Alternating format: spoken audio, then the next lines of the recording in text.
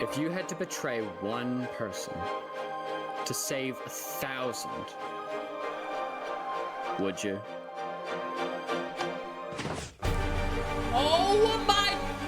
Yo! What kind of mechanism is that? Alright, man, look. We're reacting to quite possibly one of the craziest videos online. This is a 2-hour video about Minecraft. This is 1,000 players simulate civilization, rich and poor by Ish. Bro, even Waka said he hit the group chat. Waka hit the group chat and was like, yo, y'all need to watch this. I watched it and it's peak and I wish I would have reacted to it. That's what he said. So we're going to check this out. We're going to see if we really think it's peak or not. So with that being said, let's get into it. I'm going to try to do as minimum pauses as possible. But if it's good, bro. In the biggest social experiment in Minecraft history, I scattered 1,000 people across 2 massive islands to simulate a realistic civilization. The players were given no help or guidance, and just like in real life, if you die, you remain dead forever. Oh. Now each player has the freedom to do whatever they want. Farm for food, become a dictator, and build a society. Okay. At least as best as they can, because while one island is a rich, green paradise, the other one... Oh. You're kidding me. ...is a barren wasteland. It's up to each player to work with what they've got. Will there be peace between the islands, or will there be war? What ended up happening is the single most amazing story arc I've ever seen. All I will say is pick a nation to root for and enjoy the video. I present to you the Rich and Poor 1,000 player civilization experiment. This seems like it's gonna be fucking good. Oh my god, this is a great concept. Don't forget, if you want to participate in these videos, join my Discord server, and of course, subscribe to my channel. All right, we got 1,000. Good luck, everyone. God damn. It was the beginning of day 1, and all 1,000 players began to explore their new homes. What is this place? Before the first day, I had made everyone choose randomly between Island 1 and Island 2. And I didn't tell them that one of the islands, the first one, would be a barren wasteland. Hey, you guys having a good time? No. There's nothing here. Please tell me where the trees are, bro. I cannot find anything. It didn't take long for the people who chose Island 1 to realize they had made a massive mistake. I hate this place. I hate this place. I hate this place. Players realized that building civilizations on Island 1 would be particularly challenging. And not only because it was empty, but because some parts of it were completely uninhabitable, like the snow biome. Oh no! No, no, no! Help! And right next door, a massive volcano that could erupt at any moment. What? I'm not going down there. This volcano also happens to heat up all the water on the island. Bruh. Okay. This killed a lot of people. Damn. Now, to begin building civilizations, the players needed to find a tree. Please tell me where the trees are, bro. Wood is an essential material, and without it, you really can't do anything. Now, luckily for Island 1, there was one tree on the island, and it was pretty big too. But, of course, it was completely surrounded by boiling water. One tree. Got to be kidding me. Meanwhile, let's go over to Island 2. Oh, hell no. That thing is over there flourishing, bro. Hey, guys. Life on Island 2 was beautiful. The terrain... I'm not gonna lie, I'd crash out. I'm over here, there's one tree surrounded by boiling water, and them niggas over there flourishing, eating good. was green, the trees were plentiful, and the water was normal temperature. Open for business. Selling water? It's from the ocean. Are you trying to make me drink ocean water? No. The people on Island 2 immediately realized they had chosen the island of safety and wealth. You are literally a piece of gold. Yeah. The only real danger on Island 2 was the possibility of falling down from a tree as you're collecting wood. But some people found a way to even work around that. So you're planning to build a bakery. Yes, I am. And you're forcing your employees to go up and get oak? Oh, no. She forcing you to work up here? Hey, no. Triple carrots. I don't want carrots. I want fair working conditions. Also, because of the vast amounts of trees, people were very quickly able to craft tools that allowed them to mine underground. Hello, Saps, you doing okay? Yeah, I mean, this island's great. So many diamonds already. Yeah, Wow. look at this. Yeah, I'm loaded. Overall, the people of Island 2 were thrilled with their new home, thrilled with their wealth, and they were very optimistic about their future. We gotta get some, like, they gotta go through some trials and tribulations, bro. This is crazy. By the end of the first day, Nigga said the rich already got slavery. Nah, no cap. players on Island 1 had finally reached the big tree. You realize how high up you are? Oh yeah, no, we're not scared. No?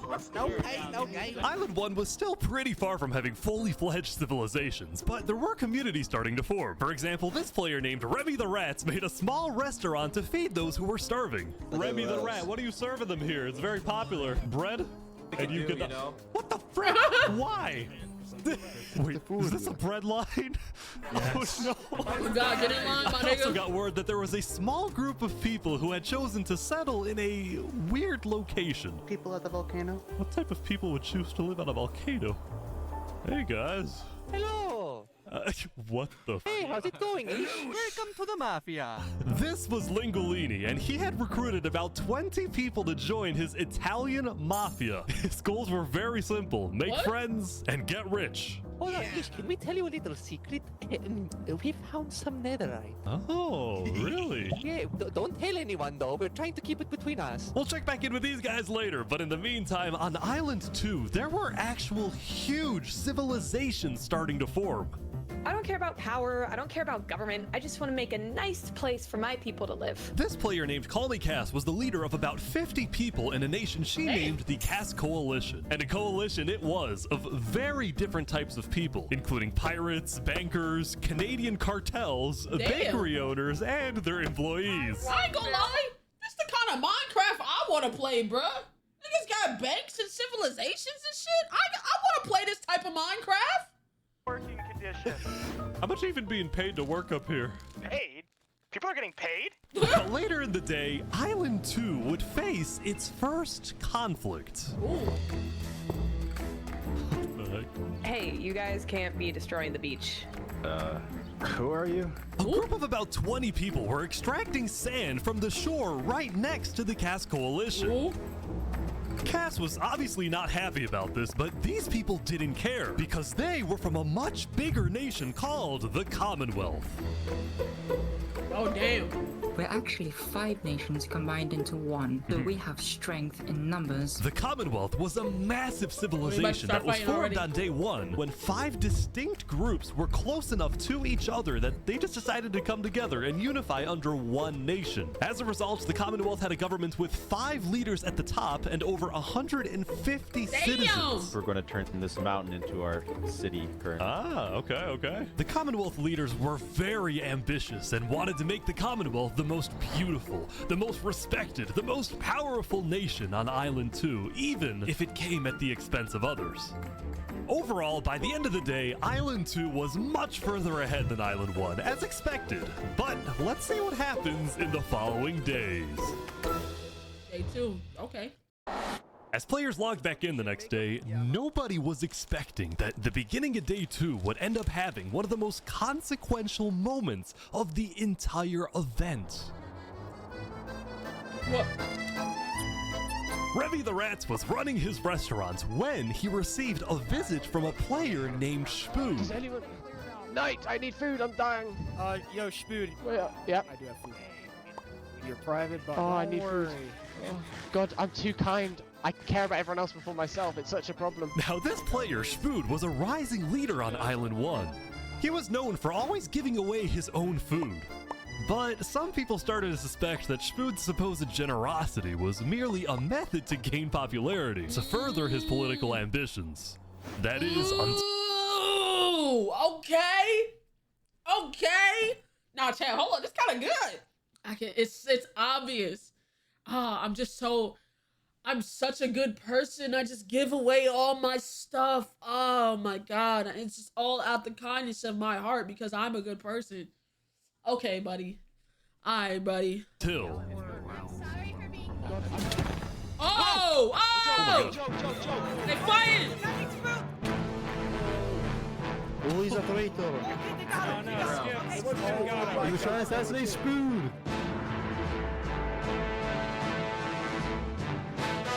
Why did he try to kill him? Had survived an assassination attempt, which brought him exactly the attention he needed to cement himself as a legend on Island 1. People were drawn to him, and on day 2, Spoon used this leverage to establish an empire named West Helm. Niggas Trump. I don't know about this, bro. I don't know about homie, bro. These people have made me emperor. This right here is going to be our capital. We're also building a massive coliseum. You mean where people fight to the death? Exactly. Okay. Even though the people of West Helm were still struggling with food and resources, their motivation to succeed was unbelievably high. Earlier, somebody tried to take my life. Someone with this face. But now, he's dead. For the first time, bro, he put that nigga's head on a stake. Nah, he put that nigga's head on a stake. What are we doing? Nigga, this supposed to be Minecraft. People of Island 1 had hope. The Ballad of Emperor Spoon. Nearly killed by some dude. Island 1 was finally starting to develop civilizations, but not all of them were as motivated as West Helm. Right next door, for example, was a cult named Nevermore that literally just boxed themselves in and wanted nothing to do with the rest of the world. Quoth the Raven, Nevermore. And honestly, these guys weren't wrong to be pessimistic. See, some of the people who chose Island 1 had secretly been hoping that when they finally make it underground, they would find troves of iron and diamonds. But instead, they only found a giant layer of lava that stemmed from the volcano and covered the entire island. Damn! This lava layer ended up killing a lot of people. That said, a lot of people weren't necessarily angry at the poor conditions themselves, but more so about the inequality between Island 1 and Island 2. See, even though the two islands had a border separating them, preventing anyone from crossing for now, rumors were spreading about the wealth and the amazing environments of Island 2. Because of this, some people on Island 1 were starting to develop some feelings about the other island. Island 2 might be the better island, but we're the better people. Oh. In fact, artists on Island 1 were already making propaganda posters, some of which were rather concerning, including a few creations by Wait! Don't hog the resources. Wow! Death to Island 2. It took 30 hours. Workers of Island 1 must unite. That's so crazy. Propaganda purses for Minecraft is crazy. But you gotta think, like, with like a small group of people you would probably never see, but that's 1,000 people. Once you have a civilization, there's going to be uproars, there's going to be revolutions, there's going to be all of that, bro. That's actually so insane. Mafia leader Lingolini. Speaking of Lingolini, there was some drama on the volcano on day 2. I just survived an assassination attempt. What? Whoa. Oh shit! Mamma mia, help me! I'm getting chased! Lego likes just to take me out of nowhere and I had to run down the mountain. It was becoming a pretty common occurrence on Island 1 for people to try to rob or murder as a means to get food or resources. But Lingolini was not going to let that slide. Well, what are you gonna do about that then? I put the hit out on him. No! Everybody, the mafia knows that Lego likes is an enemy of the mafia. But then, during our interview...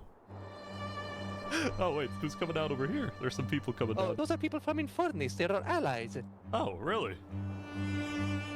Lingolini had decided to share his volcano territory with a larger group called Infernus, whose main goal was to preserve and protect the sacred land of the volcano. Okay. I spoke with the leader, a player named Seneca, who described herself as the Queen of Infernus. We are a nation of the flame. We have to treat the volcano with the respect it deserves, and we hope we can work with Lingolini to do just that. Seneca and Lingolini agreed to protect each other in case of an invasion and use the volcano's height and flowing lava to their advantage. I ain't gonna lie, you can't fuck with a nigga that fuck with fire like that. Look at this. Volcano's height and flowing lava. They purposely chose the most dangerous spot to build a house. I'm not gonna lie, y'all got it, bruh. To their advantage. Look! Just in the fucking sky with it. At any point you can die. Don't give a fuck. If anybody tries to attack us, we'll kick them out like a Koopa shell. Now, speaking of invasions, on day 2, the Cass Coalition was approached by an army of boats. Oh? Crap. Oh, Guys, shit. I think we're under attack. Oh, shit. It looked like for some reason the Commonwealth was coming to attack. No, we can't fight this. We gotta run. Get everyone out. Get Why? everyone out. But after a few moments of panic, it turned out to be just a group of immigrants who had gotten lost. We are not here to invade, I swear. Oh, I got We're not here to invade. Oh, we okay. promise. So seems like why are y'all here? It's you mother. But I didn't do anything. I just followed You them. brought them all. You didn't do anything. Okay. The leader of the migrants, a player named 3 Below Zero, profusely apologized for the scare, and then the migrants took off. What's going on? Immigrants is I know crazy, they didn't right? do that. Like they I'm wasn't telling my born on people that not island. Glad to hear. Now on day 2, players had finally realized that Island 2 was not technically an island at all, but an archipelago or chain of islands. The northern island was an optimal place to settle with open fields, trees, and wildlife. So naturally it had the biggest civilizations, including the Commonwealth, the Cass Coalition, and a huge kingdom named Tricolor ruled by a monarch named Jophiel. The red stands for the underground, the green for plains, and the blue for the coast. The center island, meanwhile, had pink cherry blossom trees and was the home of a small nation called Barbieland. What is Of course. this? Life in plastic? Oh god. It's fantastic. Okay. And lastly, the southern island was big, but also extremely dense, flooded with jungles and swamps. As a result, nobody really wanted to stay there, although I did find one person.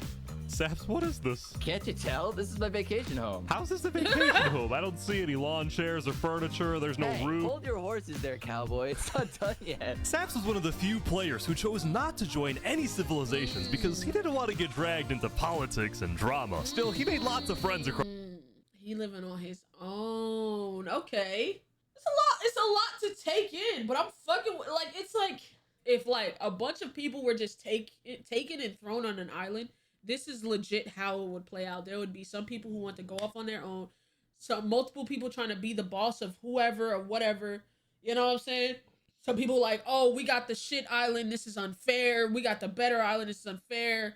You know what I'm saying? People think, you know what I'm saying? This is peak. I'm not gonna lie. Across Island 2, his best friend Flux actually being the second in command of the migrant group.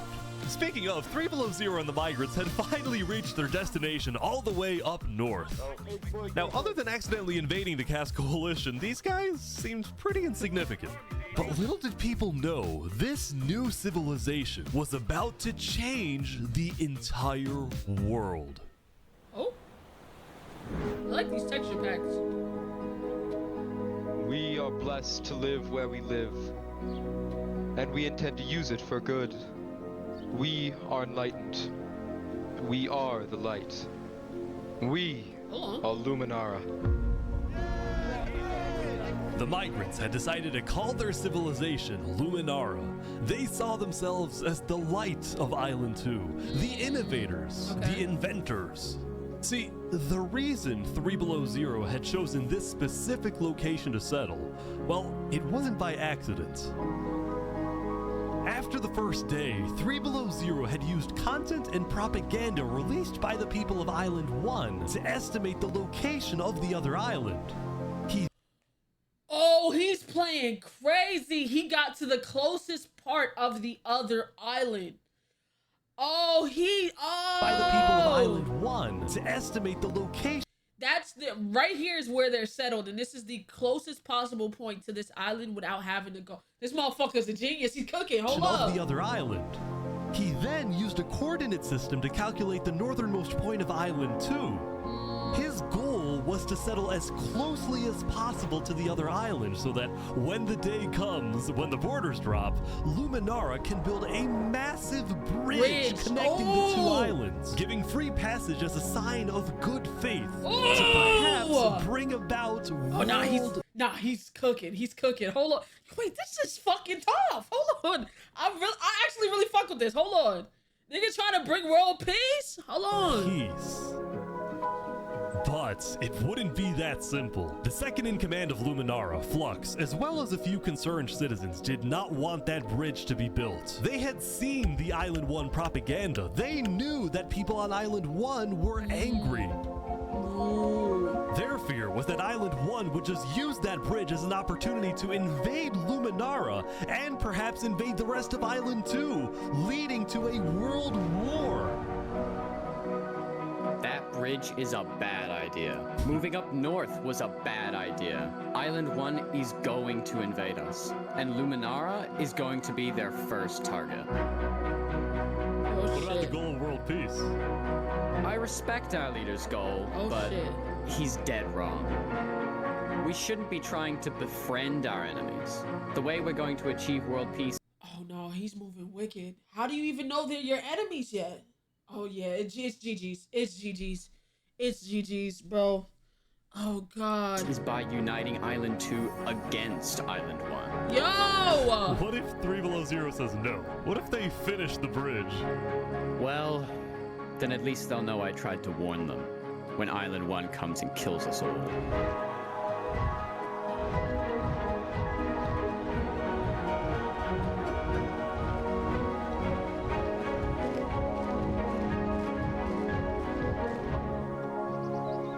Beautiful, low-key.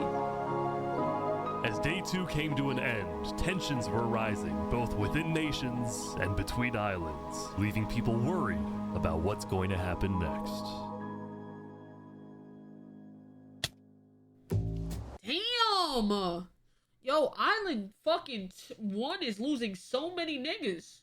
Island 1 has lost fucking 72 motherfuckers, while Island 2 has only lost 7. Jeez Louise, bruh. Hey, bruh. Only the strong survive, though. You gotta think about it. Island 1 is the gulag, but only the strong survive. Back at Island 1, I was watching a small group of pirates who called themselves Al-Karasina.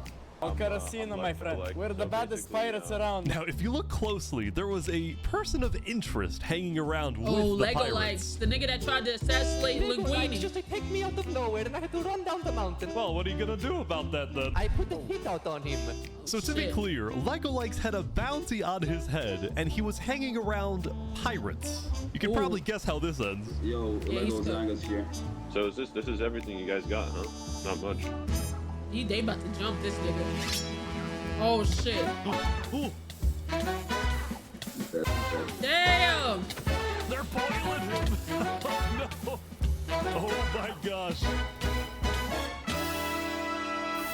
The Al-Karasina pirates had killed Lego Likes, but there was a small problem. Did you hear about the news? Yeah, I saw it, but we don't know who claimed the bounty. It didn't say it in the chat. Because Lego Likes had technically died to boiling water instead of a player, Lingolini didn't know who actually killed him. But fortunately for the pirates, when a player dies, the dead player drops their own head, which the pirates believed would be the proof they needed to collect their bounty later today. So you're expecting a payment later? Yes. All right. Well, I'll go. Is that fucking Perry the platypus? What the fuck? When did Perry become a motherfucking pirate? You guys let me talk. By day 3, players had basically mapped out all of Island 1 and were finally starting to adapt to the environment. Day 1 was horrific. We literally had bread lines. Day 2, we're building a coliseum, a citadel. I am literally immortal. Ooh, I don't like how he's talking.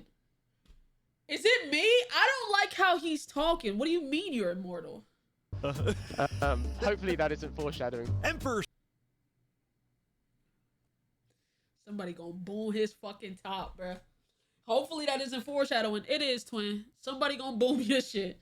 I hate to break it to you. I hate to be that person. Somebody gonna boom your shit, twin. Food was still the most powerful man on Island 1, and on day 3, he was invited to a big international meeting hosted by a charity group called the Blue Cross. We invited you here mainly to discuss plans in case the volcano erupts. What are your individual plans? A large bunker underground. Just not using flammable materials. We don't have any real plan, you know. What? You don't have plans? If that volcano erupts, you deserve to die. Ooh! I like this little, they got a little get together. Their plans, if the, you know what I'm saying, they're not saying they're trying to come together, but they like, what's plans? Like a round table, like a council. Yo, this shit is so fucking, yo, chat, I didn't know how, bro, we're only 19 minutes in and I'm so invested. This motherfucker's 2 hours. All right, lock in. First Food had come in with good intentions, but it was there that he learned that he hates meetings. I'm gonna go there. Oh yeah, GG's for that nigga. When Emperor's Food left, the other leaders were unsettled. Was this guy really the figurehead of Island 1? Okay, we need a better representative. Then, basically right on cue. Elysium diplomats follow me. Bodyguards. Sorry guys, sorry, I'm late. This is Benji, and he's the leader of Island 1's second biggest civilization, called Elysium. See, on day 2, Benji had discovered that toward the outer edges of the island, away from the volcano, the water isn't boiling hot anymore. Ooh. So he founded Elysium, which literally translates to a place of ideal happiness. And he made the nation to give peace-loving people a chance to relax and get away from all the troubles of Island 1.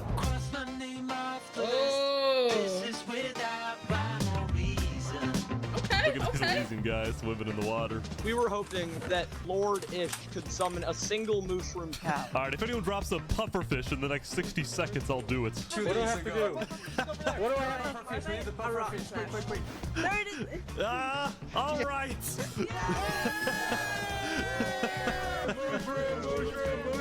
We can kill it for leather! Back at the Blue Cross, Benji and the other leaders discussed the possibility of creating a full Island 1 alliance. All the leaders at the meeting, including Westhelm's representatives, believed that given the harsh conditions of Island 1, an island-wide alliance could be a game changer. Yeah, that'd be great. But first, Before we make this official, we have to convince everyone else to join. see, there were a few civilizations not present at the meeting. Spood. Yeah, somebody boom this nigga, bro. I ain't gonna lie. He's too big for his motherfucking britches, bro. He gotta go. And to complete the full Island 1 alliance, the Blue Cross would have to go out and get them all on board. First was the Al-Karasina pirates, who coincidentally happened to pass by the meeting as it was happening. Hey, guys. Hello. They were on their way to collect their bounty from the second nation not yet in the alliance, the Linguini Mafia. Okay, Oh, Linguini. yes, they're waiting. Hello, I'm looking for Mario. Hello, it's me. Niggas doing drug deals. Oh, mamma mia. It looks like a small brain. It sure looks like a Lego lights. Meanwhile, the Nevermore cult would probably be a little bit more difficult to convince, but the Blue Cross said they'd try anyway. Now, as for the fourth and final nation, well, it was a bit of a mysterious group. Their civilization was... Hold on, who the fuck? Yo, this is crazy.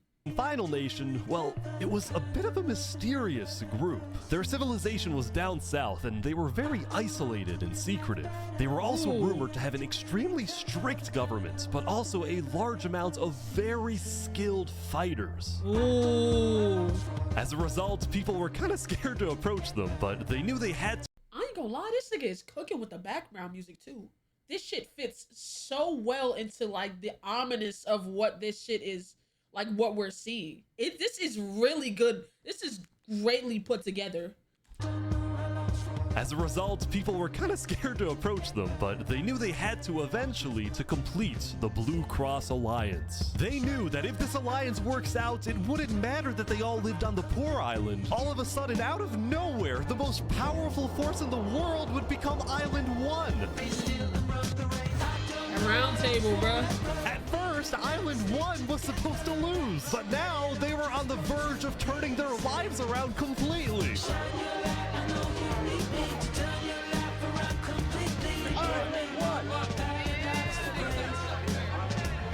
Oh shit, the poor is getting up, bro. It took a little while, but they getting up, bro. Why there's so many TNTs?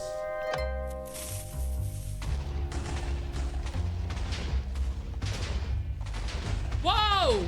As you can see, there was a bit of commotion at the Commonwealth. Whoa! They had just exploded their own land because of a miscommunication. What happened was one of the 5 leaders, Coraline, got the idea that the Commonwealth was planning to move east. So she started telling everyone to move. Thus, believing that they wouldn't need their old land anymore, one of the citizens just decided to blow it up. I thought we were moving. What? We're not moving. I'm surrounded by idiots. Overall, the Commonwealth was having trouble getting anything done because the 5 leaders were constantly fighting over power. Oh shit, yeah, GG's, See, there were 5 leaders, each with 1 vote. But because they were originally 5 separate nations, each with a differing amount of citizens, should the smallest faction's vote have the same weight as the biggest faction's vote? It is ridiculous that Armin's vote is worth the same as mine. I mean, I need about 50 people, and he has barely 5. Damn. Because of all the fighting and disarray, Bro, this is literally how, oh my god. This goes to show you how human civilization will play out every single time. Even in Minecraft, where niggas got access to the same shit, it's always going to play out the same fucking way. Oh god, history repeats itself even in Minecraft, my nigga. Holy shit. Citizens started moving to other nations like the Cass Coalition. Ooh.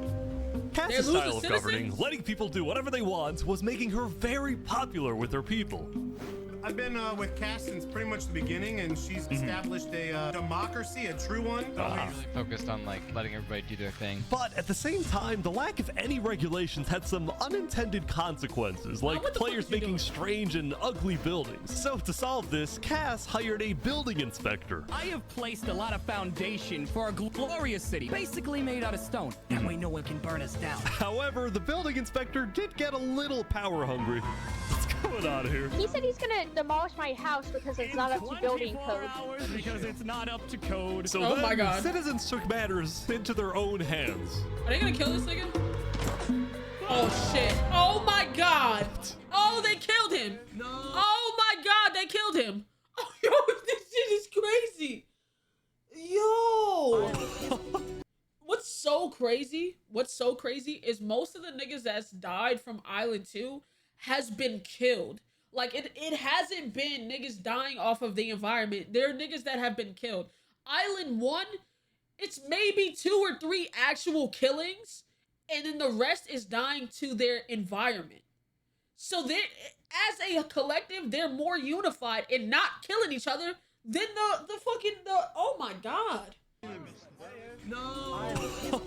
Anyway, on day 3, the biggest nations on Island 2 were still the Commonwealth, the Cass Coalition, and Tricolor. Tricolor was a medieval civilization separated into 3 regions, one of them being an underground city. Oh my gosh. Ooh. This is big. Yeah. People didn't really know that much about Jofiel and Tricolor because they tended to be more private. Jofiel was more interested in building up Tricolor rather than doing outside diplomacy. But people would still come to Jofiel with all the political news of Island 2. I am so tired of the politics already. Yeah. I've had some news. People are concerned with Aperion trying to colonize them. Oh my god. Oh, he's over it. Now, this particular rumor about a group named Aperion colonizing people happened to be false. Aperion was just a small town led by a player named Alkaline, and it was actually the only nation other than Luminara that directly bordered the ocean next to Island 1. Okay. That said, the rumor that Island 1 was uniting was true, which got some people worried, especially the 2 border states. So Jofiel invited over all the major leaders and diplomats of Island 2 for an emergency meeting. Okay. The only leader who declined was 3 Below Zero because he was busy building the Luminara Bridge. So he sent in his place his second in command, Flux. Oh shit. You said you done sent the wrong nigga, and that nigga not telling you how he really feel. Now he don't want this bridge being built. You sent the wrong nigga, bro. Oh my god. Flux, what's your plan here? I don't care what 3 Below Zero says. We need to make sure everyone unites against Island 1. Good luck, sir. And because this meeting was the most important event yet on Island 2, Jovial invited a neutral mediator, someone who could lead the meeting in a fair manner and wasn't a part of any nation. Oh, the nigga, okay. Saps, where are you going? Apparently they're making me lead the meeting with all the Island 2 leaders. You sound very excited about it. Oh no, I'm not excited. I'm terrified. I'm accidentally gonna cause a war.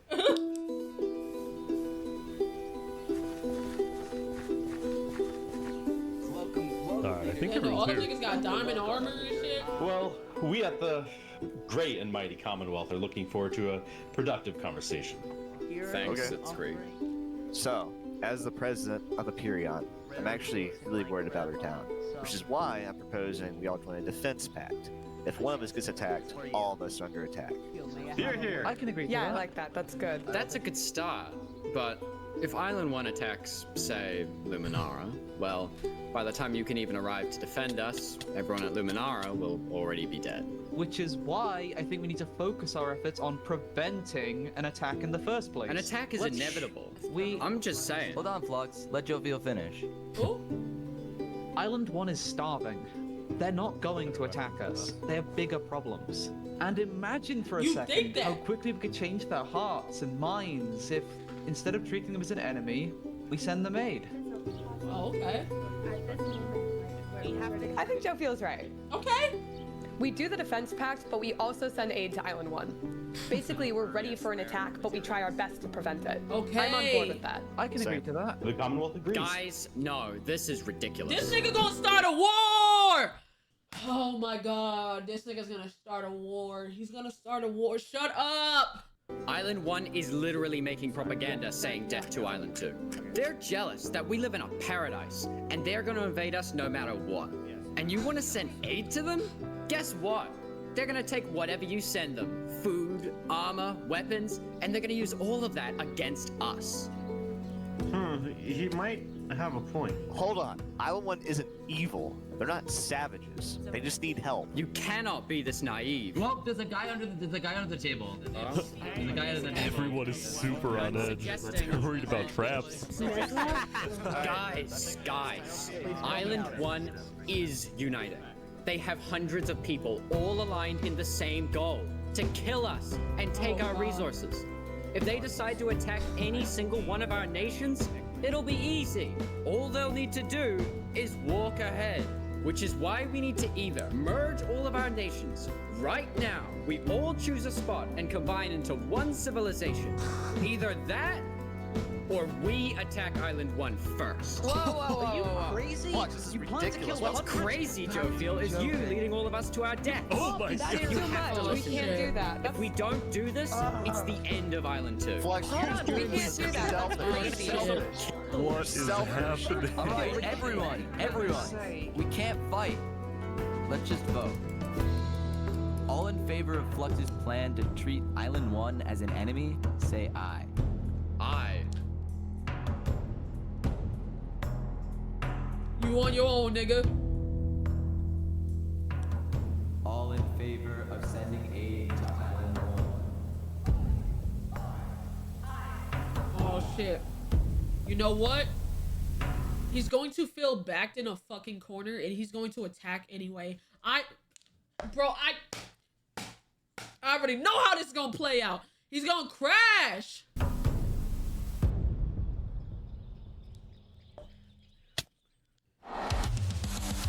Meanwhile, at West Helm, I ran into something interesting. Our next song is called Island 1. Oh, Okay. so you remember this guy? The Ballad of Emperor Spoon. Well, he had joined a band that produced actual songs and then performed them all across Island 1. Okay. A barren wasteland island. Damn. Want to see? Let's go. And no resources to speak of, except a wooden tree. Let's go! Everyone loved the Island 1 band, including Emperor Spoon, who found that the music bolstered the morale of his citizens. He believed that a happy citizen is a productive citizen. West Helm took us in. Damn, this shit hard. I ain't gonna lie. Left a little home Even though Emperor Spood was a chaotic figure, Westhelm itself was the opposite. It had an army, a storage system, and a hierarchy, from emperor all the way down to citizen or plebeian. Wow. And of course, there was the Colosseum, which when finished will play a major role in Westhelm's justice system. That said, Emperor Spood was— That's actually tough.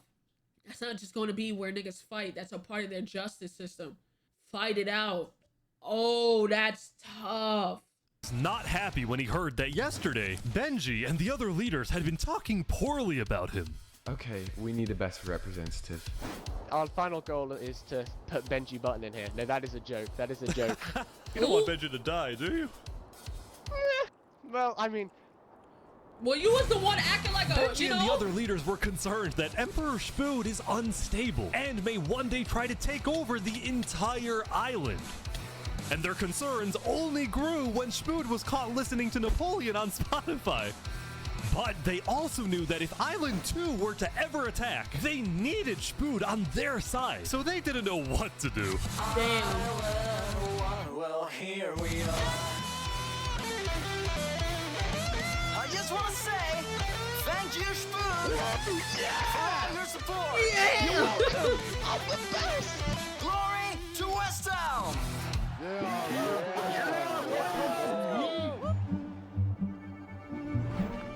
Meanwhile, Seneca, the Queen of Infernus, had decided to begin building a massive castle for her people. A beautiful... That's fucking crazy. What the fuck? Bro! Decided to begin building a massive... Nigga. That's so insane, but that's hard. For her people. A beautiful home base that would hover directly over the volcano. That is hard, bro. Yesterday at the Island 1 meeting, a lot of leaders expressed worries about rumors that the volcano may erupt, and they talked about how they would each take different precautions. Everyone believed that the volcano was dangerous, except for Seneca, who had decided to take the opposite approach. It's all just paranoia. If we really value the volcano, we need to have faith it won't erupt. The main goal of Infernus as a civilization was to preserve the sacred land of the volcano. So what better way to show faith and demonstrate loyalty than to make your home right above it? I don't know if she's delusional or a fucking genius, but this house is tough. Lingolini, meanwhile, decided to make his home underground within the volcano. We live under the ground, like a Goombas. Lingolini's main goal was to get rich, and having direct access to iron and gold was one reason for him and the Mafia to live there. But it wasn't the main reason. Remember this interaction from day one? Hold on, can we tell you a little secret? We found some netherite. Oh, yeah. Really? Scattered throughout the volcano were They go into the fucking nether? pieces of netherite, the rarest and most powerful mineral in all of Minecraft. Not even Island 2 had netherite. It was the single secret advantage that Island 1 had. And the only ones who knew about it were the Lingolini Mafia and Infernus. Now, even though Infernus didn't exactly like how Lingolini was desecrating what they consider to be sacred land, they made a deal with him. The Mafia can keep mining so long as they provide Infernus with some of the minerals they find. But Lingolini was unsatisfied. They want to use us. They want cheap labor. I'm not giving them anything. Lingolini didn't like how Infernus was basically forcing the Mafia to mine for them with nothing in return. So he secretly instructed everyone in the Mafia not to give Infernus anything. Oh shit. Lingolini's hope was that Infernus never asked for those minerals and forgets about the deal entirely. Oh shit. Otherwise, he would be in a lot of trouble. Oh shit. That said, despite this conflict, the rest of the Island 1 unification effort was going very well. Earlier today, Lingolini had decided to join the Blue Cross Alliance. Okay. Thank you all so much for having me. The Alcaracina pirates were also eager to join, and surprisingly, so was Nevermore. Okay. there was only one holdout. Yo, who is these niggas, bro? This mysterious civilization was called the Covenant, and it was ruled by a dictator named Turntap. Dictator? How are you elected exactly? By vote of the people or the vote of yourself? Elected? Turntap wasn't sure about joining the Island One Alliance because the people of the Covenant were generally skeptical of outsiders. They only took pride in their own nation, especially in their army, which was composed of really good PvPers who weren't above using torture to get their way. Yo! This guy? He's gonna die. Oh, they killed him. Now, I felt a little bad for this player, so I threatened the Covenants. Covenant uses water torture. I'm reporting this to Sidefall News. No, don't go to side. So I went to the local news reporter. Sidefall, I have a story for you. I just caught the Covenant waterboarding one of their own people. Uh-oh. Well, I'm paid off by them, so I don't really care. What? Whoa, Dude, it's free paying off money. the media? You know what? It's called a business for a reason. It's not for profit, okay? Sidefall ran a news business with questionable ethics. He was also known for making up fake stories, writing things like, "The lava is rising," just to sell more papers. That said, earlier today, he had made a legitimate discovery that could devastate the entire island. What happened? Island 1 had a lot of known dangers, from the lava layer to the boiling water to the powdered snow. But there was one last danger that nobody knew about until now. No. Oh, shit!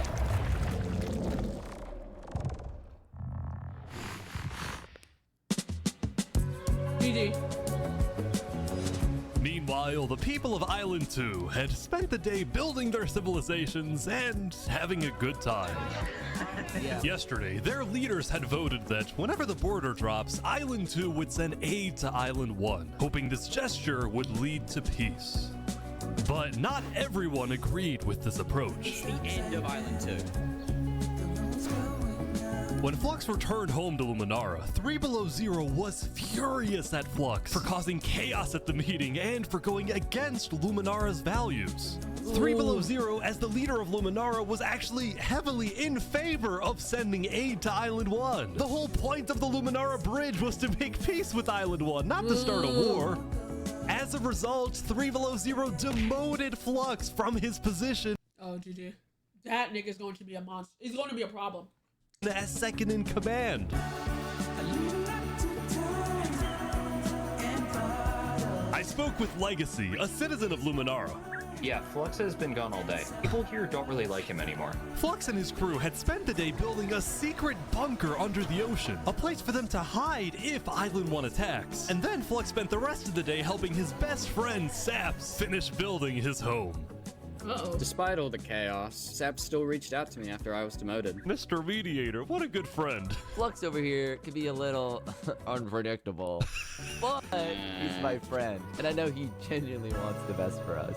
Even though Flux was much more ambitious than Saps, these two had become very good friends. So many diamonds already. Yeah, Wow. look at this. Yeah. Loaded.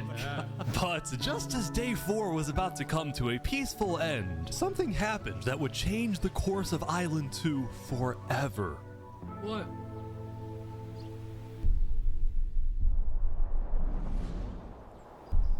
Ooh, the GTA. Nigga! Who you feeling like? Jofiel, the leader of one of Island 2's largest civilizations, was walking across Tricolor with her second in command, Seraphim. Okay.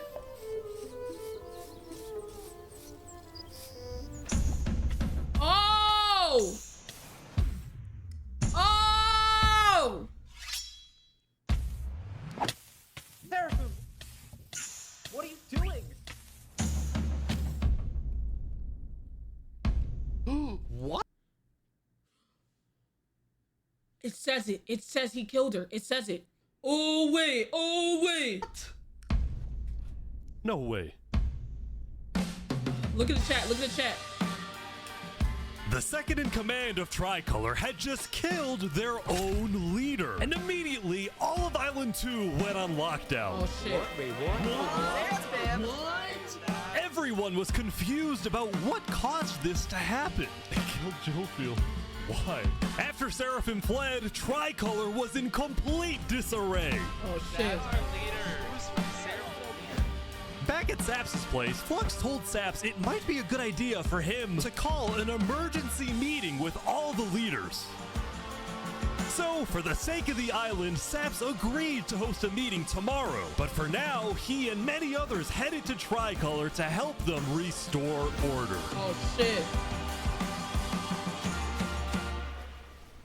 Why? Who the fuck was that? Wait. Who was that? Who's that? Oh, that's him.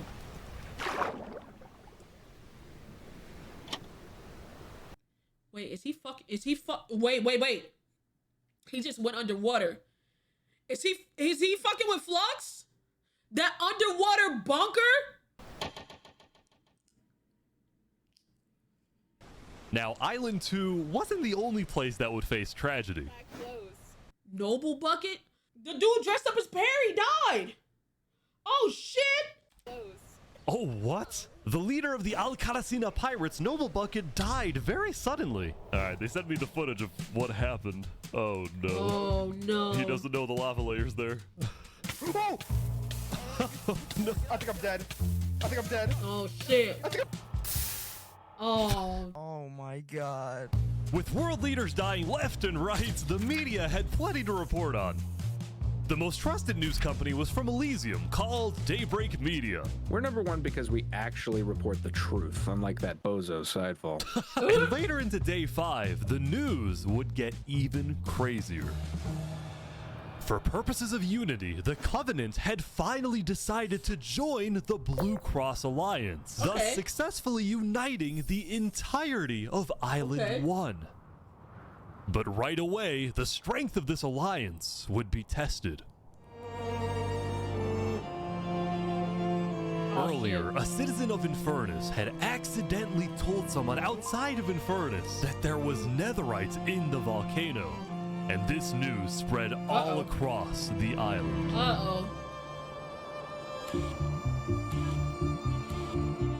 This was a disaster for Infernus and... Oh god, the gossiping.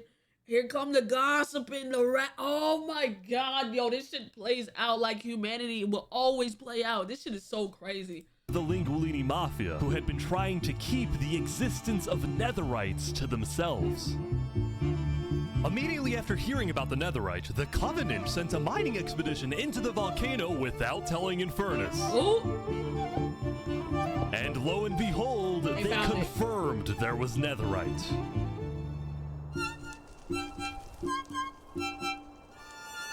Because the Covenant had a scary reputation and a ruthless army, Queen Seneca of Infernus felt it was in her best interest to allow the Covenant to mine. But when other nations like Westhelm started asking if they too could mine in the volcano, Seneca said no. People are saying we're being selfish. They're the ones being selfish, trying to take our resources. Listen, Island 2 is rich. We are not. Now, with netherite, we actually have a chance of evening the playing field, but the volcano people are hogging it. Before any fighting could break out, the Blue Cross quickly reached out to all the leaders and told them to put this issue on hold. We're inviting everyone here tomorrow, so we can all talk this through peacefully. We're Island 1. We cannot afford to have a war over some mineral.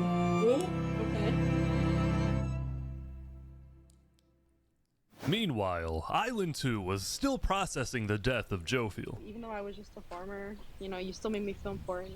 Nigga, are they having a funeral? They're having a funeral. They're having a funeral.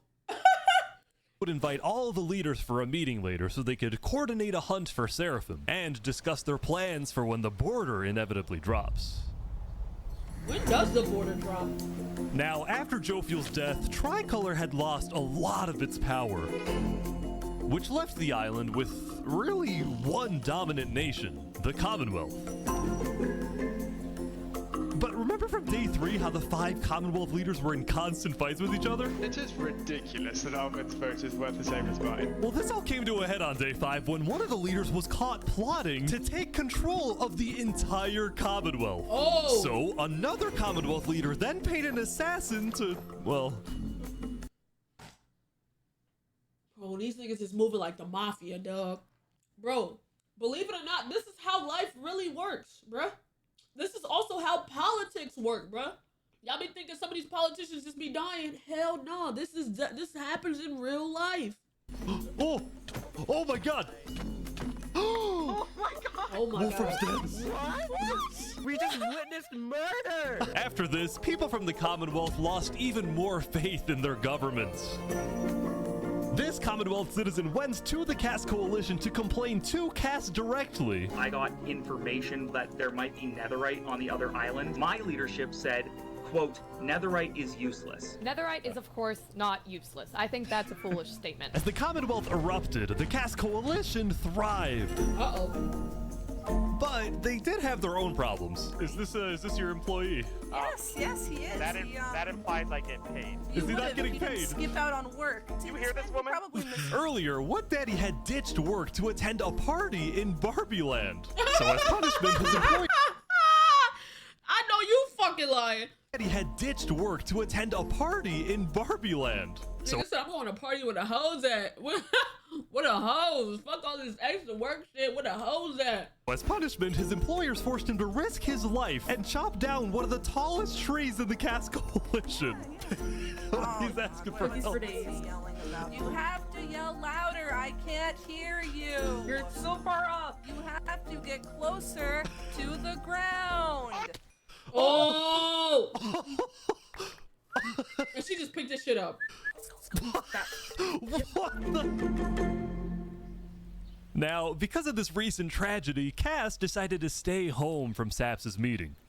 Uh-oh. That said, every other major leader was now on their way.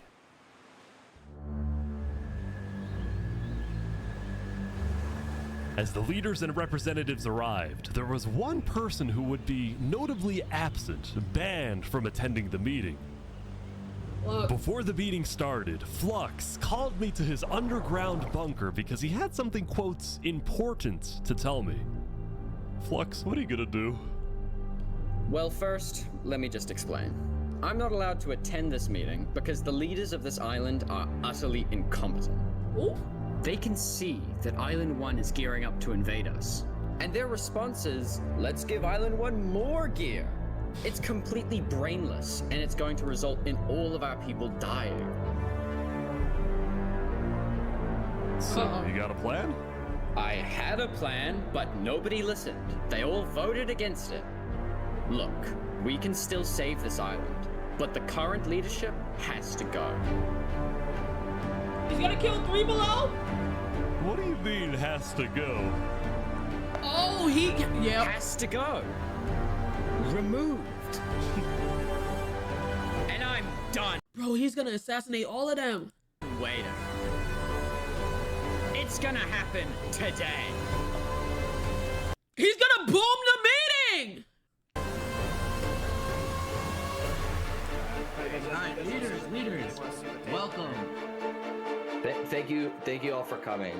We have a lot of very important stuff to talk about. You know, during the first meeting, there was one person there who actually understood what I was saying.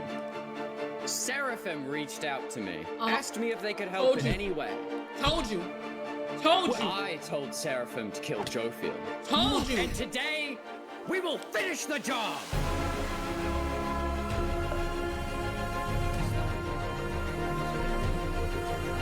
Wait, so Seraphim gets there. What actually happens next?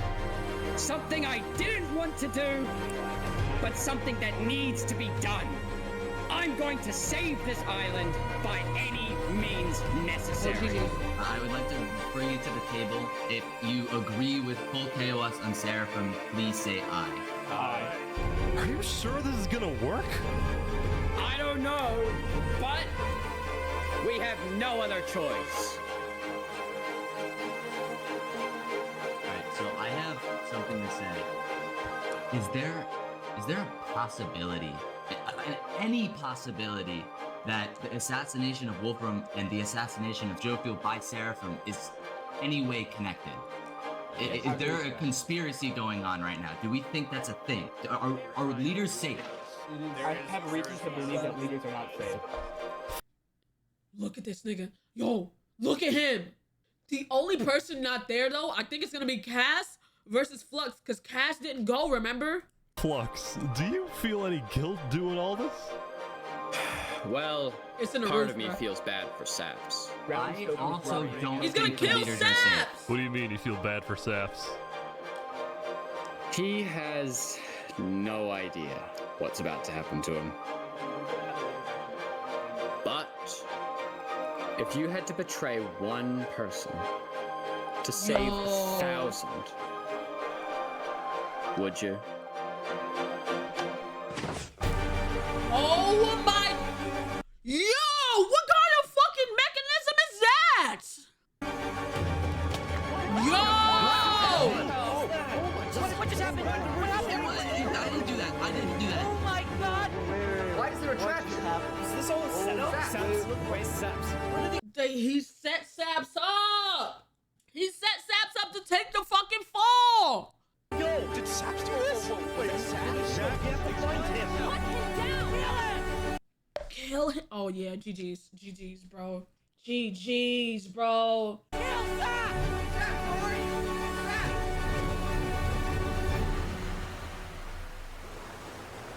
And he was all on his own too, minding his fucking business.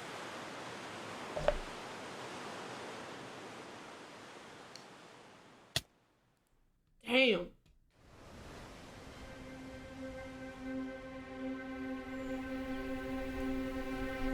It was a new day, and Island 2 was in shock. Motherfuckers in shambles. On day 4, when Saps was in Tricolor helping the people after the death of Jofield, Flux and his crew had built a trap in his roof. And Bro. Saps did not know they had done this. He had been framed by his friend Flux, used as a scapegoat for Bro. Flux's plan. Bro. But because they had to rush to build the trap, it actually wasn't fully successful. Some of the dripstone, including the one meant for 3 Below Zero, had failed. But overall, the trap still killed the leader of Aperion, Alkaline Alk, a leader of the Commonwealth, Coraline, and 4 other very high-ranking officials from across the island. Damn. The people of Island 2 were devastated, confused, and angry. Our leader's dead. What just happened? After the trap went off, Seraphim was immediately caught and killed. Got his ass. Got his ass. Glory to Tricolor. But when more people found out about how exactly their leaders died, their anger wasn't really towards Seraphim, but toward the person they believed was behind it all, Saps. And it made sense. Saps knew he'd be hosting leaders at his home. It was his roof that had a secret trap. A trap that happened to fit perfectly into the design of the roof. Saps was about as guilty as it was possible to be. Damn. With that, all the major Island 2 nations, from the Commonwealth to the Cass Coalition to Tricolor to Luminara, declared Saps to be hunted down and killed, while Flux got away with it all. Bruh. If you had to betray one person to save 1,000, This is insane. And on top of all of this, at the beginning of day 6, it was announced that tomorrow, on day 7, oh, and they're dropping the border the next day? Oh, GG's, bro. It's about to be hectic. the border between the 2 islands will finally fall.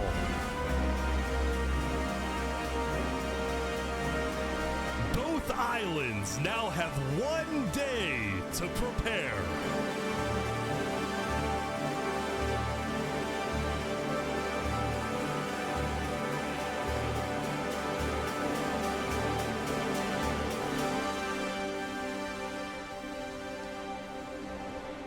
This is crazy.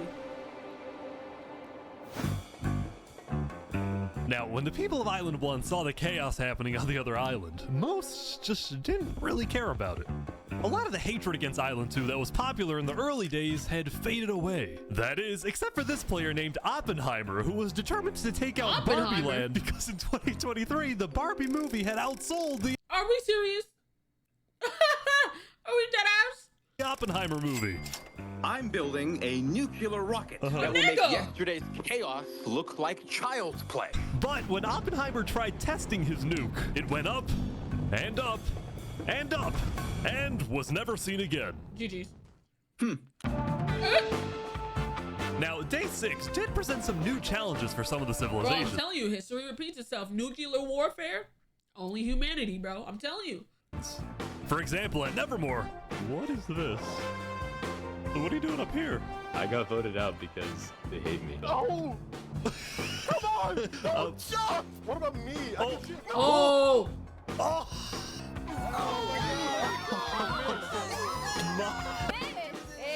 What? I didn't do anything. I blame Ish. Meanwhile, at Elysium, I hate being a leader. Everyone here is so stubborn. Benji was having trouble getting laws passed because his people kept opposing any changes that threatened their peaceful lifestyle. The people of Elysium were generally skeptical of government officials, sometimes even holding trials against them. Although this particular trial did not go to plan. Guys, somebody stole Gerald. The mushroom cow, Gerald, has been stolen. Oh shit. Let's go. There they all go.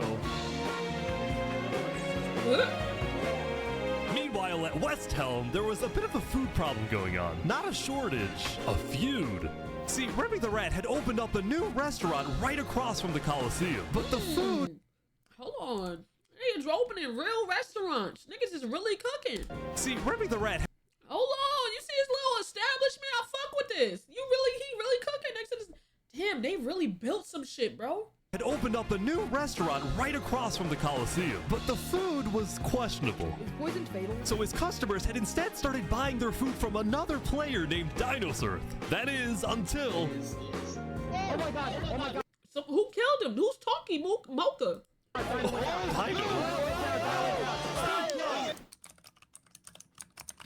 What is he? Permanently closed. All food is now at... Oh! He got that nigga out of here. Oh my god. Remy, are you behind the murder of Dinosaur? Anyway, on day 6, the West Helm Coliseum was finally complete. Yeah! What do you plan on using this arena for?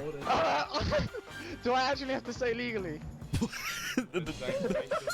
No? Maybe a little bit of blood will be shed, and that's all I can say. While Spood was a popular leader who got things done, he had also developed a reputation of being a little unstable. He said outlandish things, he can't stand meetings, and his justice system wasn't by courthouse, but by combat. This is something Spood's first attempted assassin, Ramsayer, tried to prevent. It's why he tried to kill Spood, and he wouldn't be the only one. Wait, what? There has been a small but coordinated secret revolution growing in West Helm, with aims to overthrow and murder Spood. The two leading figures are West Helm citizen Ramsay Pi and West Helm's head builder, Knight Arcturus. You know, I helped design his Coliseum, not knowing Spood actually wanted to use it for bloodshed. He's insane. The first part of their plan was to take out Spood's second in command, a player named Oo. Yeah. Oh, gone. He's second in command down. But Ramsay Pi was immediately chased down by West Helm's army. You could have made something happen, man. Oh shit, GG. Oh. Oh shit. Oh! With Ramsay Pi dead, Knight Arcturus became the sole leader of the revolution. But he also knew it was only a matter of time before Spood finds out about his plans.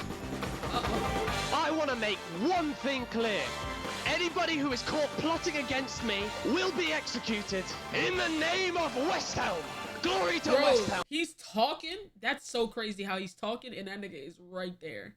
Bro, right there. That nigga is right there. Me will be executed in the name of West Helm.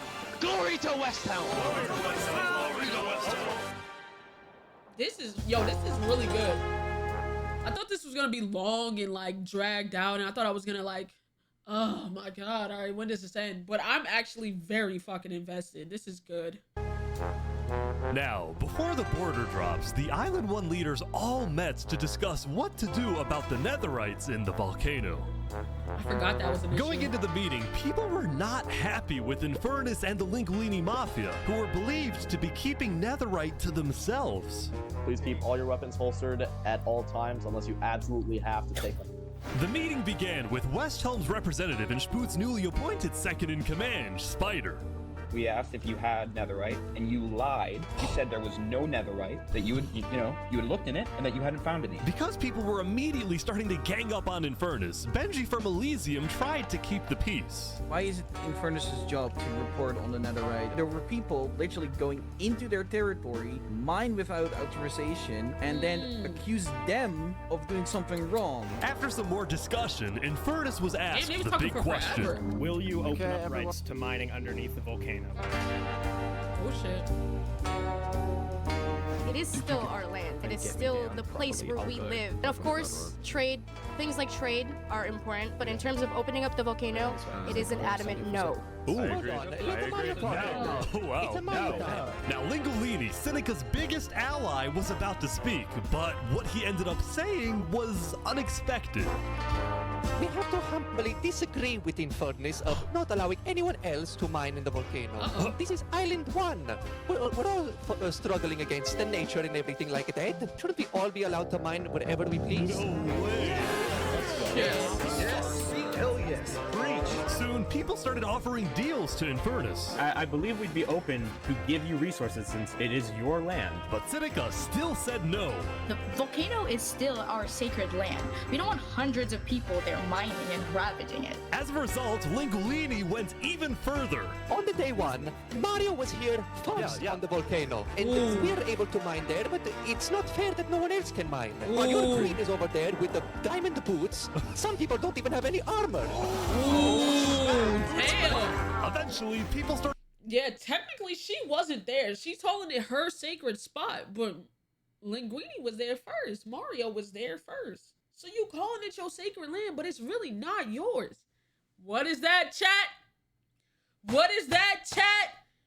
What did we learn? She like motherfucking Christopher Columbus in this motherfucker. Just because you came and said it's yours don't mean it's really yours. Colonization. Come on, bro. Started using scare tactics. That volcano is insanely active right now. It will most likely erupt within the next 2 days. I doubt it. I doubt it. No, that's sci-fi propaganda. That's propaganda. And so, after even more discussion, West Helm made a final plea. We have a representative from every single nation on this island. You have an opportunity here to unite us all, or you have an opportunity to totally destroy that unitedness. But Seneca still wouldn't budge. For now, it's a no. So, Lingolini made a big announcement. Mario has a large chunk of territory in the volcano. The Linguini family declares independence from Infernus. Oh shit. And we will open mining to anybody who wants to mine. Oh shit. Uh-oh. Seneca's leaving? Great. Seneca had left the meeting, furious at Lingolini's betrayal. I wish we had a better outcome, but this meeting's adjourned. Damn.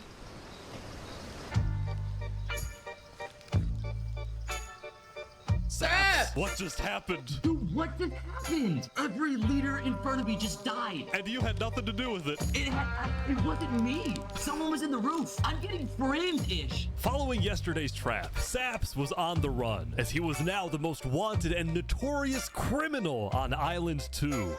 I'm screwed. What am I supposed to do? He had no choice but to hide amongst the dense jungles and swamps of the southern island.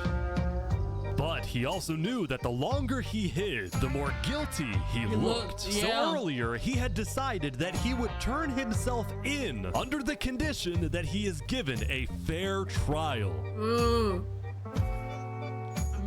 Flux, meanwhile, was satisfied with the success of his plan, but it wasn't over quite yet. We got 2 leaders left to kill. Call Me Cass, and of course, the guy who demoted me. And because Seraphim was dead, Flux sent another member of his crew to take care of the job. Oh no. Oh, no. Oh shit! Fight! Fight! You didn't even try! To the world, this looked like yet another senseless assassination. But to Flux, it was a strategic progression toward making the people of Island 2 paranoid. So paranoid that they wouldn't trust anybody, and especially not Island 1. In fact, the new leadership of Tricolor was already... This nigga's evil plan is working and it's pissing me off. ...preparing for Island 1 to invade. I think we should secure our nation, make sure we have plans when inevitable war and fighting starts. Sending aid to Island 1 was officially off the table. Oh my and God. The construction of the Luminara Bridge had come to a stop. After all these days, Flux's plan was finally working. Now, the Cass Coalition, meanwhile, hosted a diplomatic meeting on Day 6 to try and increase the morale of Island 2 before the border drops. Although Cass herself was too scared to attend the meeting. And I want to end. I wouldn't go in that shit either. Fuck that. I'm like the only original leader left. I'm not going in there. Sure, but my members are telling me not to because there was an attempt on my life yesterday. Right. Because Cass was one of the last remaining major leaders on Island 2, she now had guards with her at all times. Here, I'll trade you armor. Why? Just want to make sure you guys do not die. Please don't die. That said, everyone would soon be tuning into the trial of Saporada to find out whether Saps will be freed or executed. Several nations argued over who would get to host the trial, but the Commonwealth ended up winning. We've made this beautiful venue to show the world that the Commonwealth is still the strongest. Damn, that shit is crazy. But first... Another banger?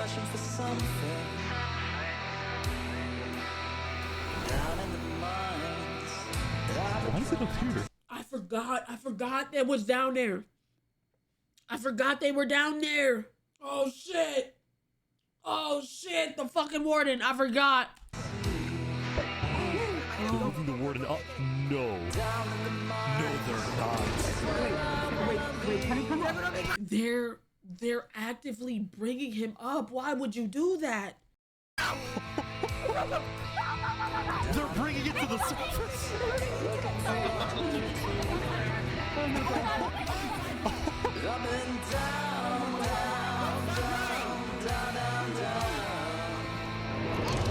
But I can't. Damn. Wait, they made it rising lava? And they changed the name of it so they won't know it's the fucking warden. Oh my God. Oh my God. Niggas is moving wicked, dude. What are you doing? Remember that discovery that Sidefall made? Well, it was a warden, also known as the most dangerous creature in all of Minecraft. Sidefall had then renamed the warden to Rising Lava, so that when he was accidentally killed by it, the entirety of Island 1 went into a panic. The lava... And now they think the island, oh my God. Now they think the volcano is going to erupt. Holy shit. This is actually peak entertainment. This is clever as fuck. It's not rising, but this is just as dangerous.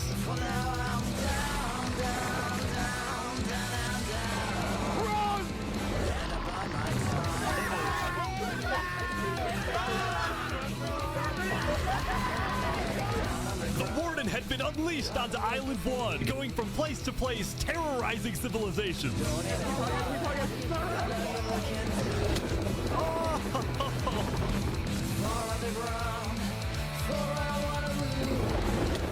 Oh, yo, he's murking How niggas. is anyone gonna stop this? Until eventually it got to West Helm. But the West Helm army was ready. This music, though. Ready? Aim! Fire! This music, though. Hold on.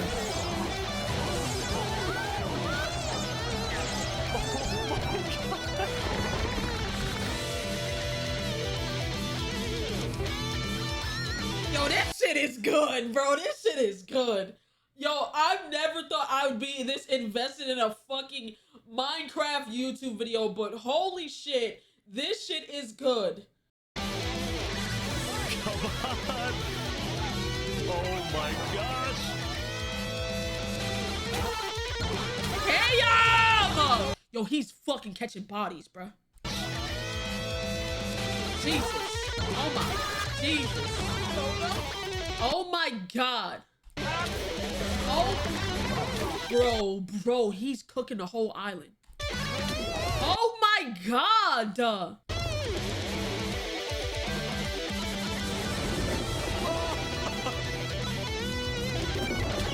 Kill him.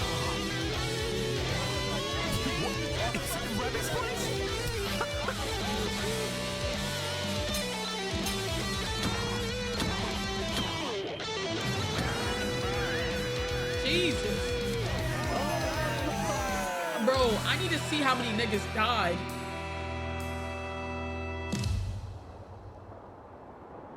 Remy's restaurant.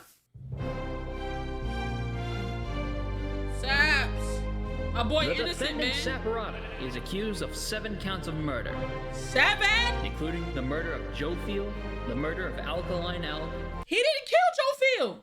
Wait, he didn't kill Joe Field. How were you? What? All right, don't piss me off. Don't piss me off. Because you clearly know who killed Joe Field, bro. And the murder of our very own Coraline. Oh my god. I will hear the prosecution's argument, followed by the defense, and then I shall make my ruling.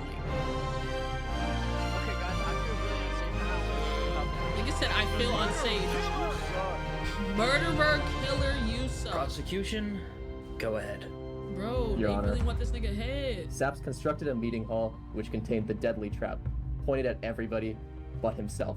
As a Damn. prelude for the meeting, he had his accomplice, Seraphim, assassinate his leader before running to the trigger, ready to pull the trap. He then fled the scene after the trap went off, just long enough after faking his surprise.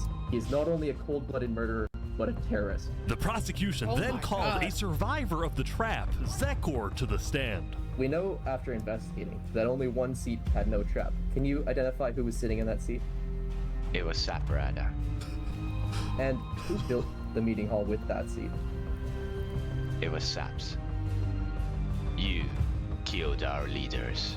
You destroyed our island. Oh, May your shit. death today Nobody knows Flux was satisfy building us it with all. him because Flux was Then exiled. it was time for the defense, for Saps to give the most important speech of his life. All I ever wanted for this island was peace and cooperation between the nations. The loss at the meeting yesterday was extremely devastating and came out of nowhere. But I can tell you right now, I'm innocent. It wasn't me. The leadership in Luminara helped me build the meeting Somebody- who area. got hit back there? And we're the only people who knew about the area before the leadership meeting. That includes the prosecution himself, Thomas 5200. Oh! What? Wait! Oh my god! Wait! And we're the only people who knew about the area before the leadership meeting. That includes the prosecution himself, Thomas 5200. Gotoga, Ooh. Rotation, Snowbird 334, and their ringleader, Fluxion. Oh! Hold on. When I left to gather the leaders for the meeting, they must have snuck into the roof of the meeting to make the trap. The people who I thought I can trust the most used me for their What? malicious intent and killed the leaders and blamed it on me. Saps had figured out he was betrayed and framed by his friend Flux, but he would end up making a critical mistake. I find it rather interesting that Three Below, the leader of Luminara, is one of the only people who survived the trap. I find that rather interesting. What about it? The trap too. Well, Saps falsely assumed that 3 Below Zero, the Oh, beloved leader shit, of nigga. Luminara, was also behind the murders. And with that mistake, Saps turned everyone against him. Oh, Zaps, is that all you have Saps, to say? come on! I guess. All right, I'm ready to make my decision. Judge Timebomb, find Saporata. Guilty on all counts. Yes! Saps is to be taken to the top of the gauntlet and executed immediately. Executed. Saps.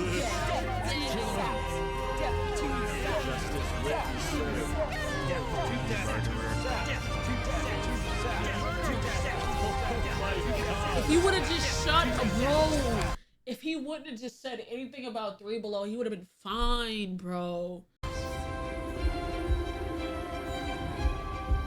He's innocent, but also painting an innocent nigga in a guilty light also doesn't make you, you know what I'm saying?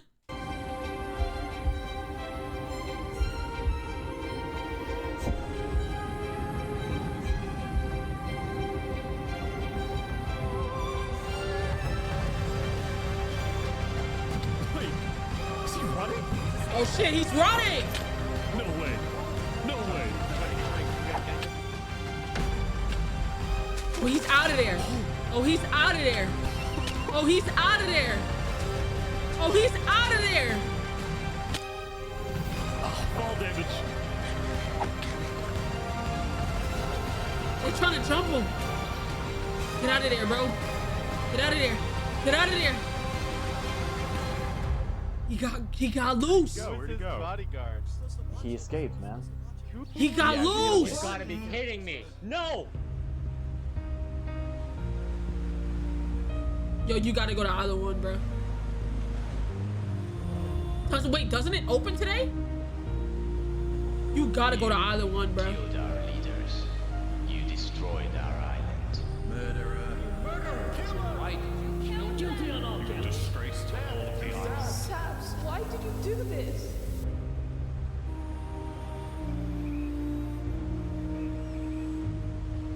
Holy shit.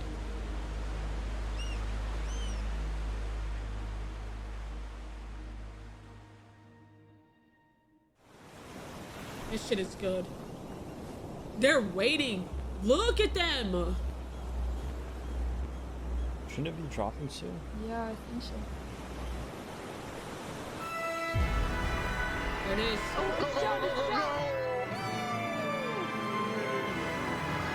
It was day 7, which means the border had officially dropped. At first, people were kind of in awe. Whoa, this is beautiful. Going from one island to another after all this time was a major culture shock. Is this Island 1? Oh, these are the actual people. And as expected, Island 1 people immediately started taking resources from Island 2. They're taking the sheep, but the Oh, they snatching. They came over to steal. They wasn't coming to kill. He said, I steal. I don't kill. They coming to steal. I need that. resources from Island 2. They're taking the sheep, but the flow of resources wasn't all in one direction. Probably gonna take some gravel back to Island 2. We don't have a lot of it. Still, as people from the 2 islands started meeting for the first time, they were surprisingly friendly to each other. Like these 2 who made a tunnel connecting the islands from underground. This is amazing! Oh shit, okay. We've linked Island 1 and Island 2. For the longest time, Island 2 feared an invasion by Island 1. But on day 7, that fear completely disappeared. It became very clear you're gonna that fix the Island bridge? 1 had no interest in war. Instead, they were just happy that they could finally enjoy Island 2 for themselves. The water isn't boiling. That Wow. said, at the beginning of day 7, Lingolini made a big decision. He had decided to move out of the volcano and relocate his entire mafia to Island 2. These are like, I thought he was talking about like a slight, that's a really big decision. Nigga just pick up and left. The netherite. How much netherite did he have? He had to take some. This is much more organized than Island 1. After yesterday's netherite meeting, which got a little heated, Lingolini had legitimate fears that Infernus might seek revenge against him. So, hoping to live a more peaceful life, Lingolini went far away and settled in the Cass Coalition. Ooh, he brought his So people you're over the there. leader of a mafia, I've heard? Yes, we are, but we might do some rebranding over here. Are you guys like violent? We weren't violent much. But we have done some political talk that has not been taken well, which is the reason why we're here. Sensing potential danger, Cass decided it was best for Lingolini to set up his home outside the Cass Coalition. Okay. That's valid. That said, the Cass Coalition was now bigger than ever before. Damn. On day 7, Cass hosted a funeral for the deceased Wood Daddy, and over 100 people across both islands showed up. We are gathered here today in the cherished memory of Wood Daddy, a beacon of kindness in our community.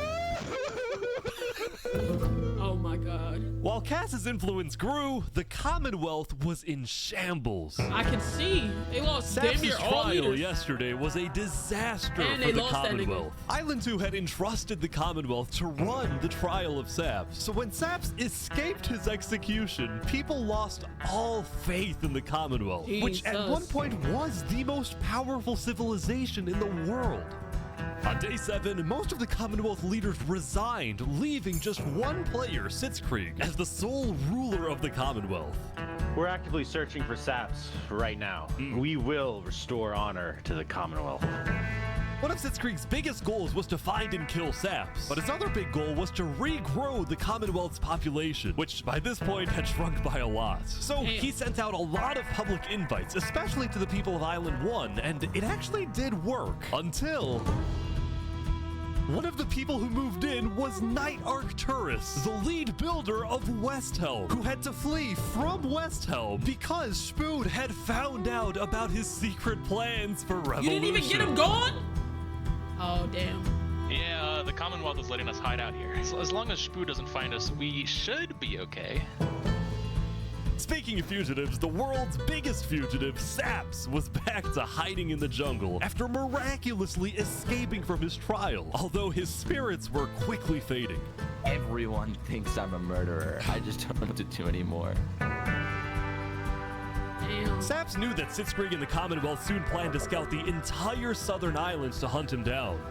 So on day 7, Saps decided that his best bet was to leave his home island and flee to Island 1. Oh yeah, that's smart. That's smart. But it wouldn't be so easy. Because the border had just dropped, people were constantly going back and forth between the two so he islands, couldn't which means sneak. traveling by sea could be dangerous. So Saps decided on another method of travel. He went to the place where he was least expected. The bridge! He's trying to use the bridge. No way. No way.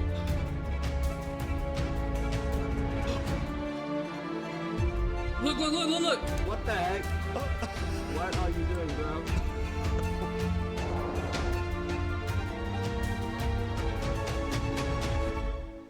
Island 1. Yo, he's gone. He's out of Now, there. instead of chasing Saps, the Luminara builders instead retreated to inform everyone else that Saps was on his way to Island 1. Saps, meanwhile, quickly sailed the rest of the way to the other island, although what happened next was unexpected. Oh, there he is. Hey, buddy. Whoa. You scared the crap out of me. Am I allowed to touch this water? Yeah, right. Yeah, you know, it's good here. On the south side of the island, it's safe. It turns out earlier, Saps had reached out to a bunch of people on Island 1, offering them 2 stacks of diamonds if they give him a safe place. This nigga playing chess. This nigga playing chess, not checkers. Fuck is you talking about?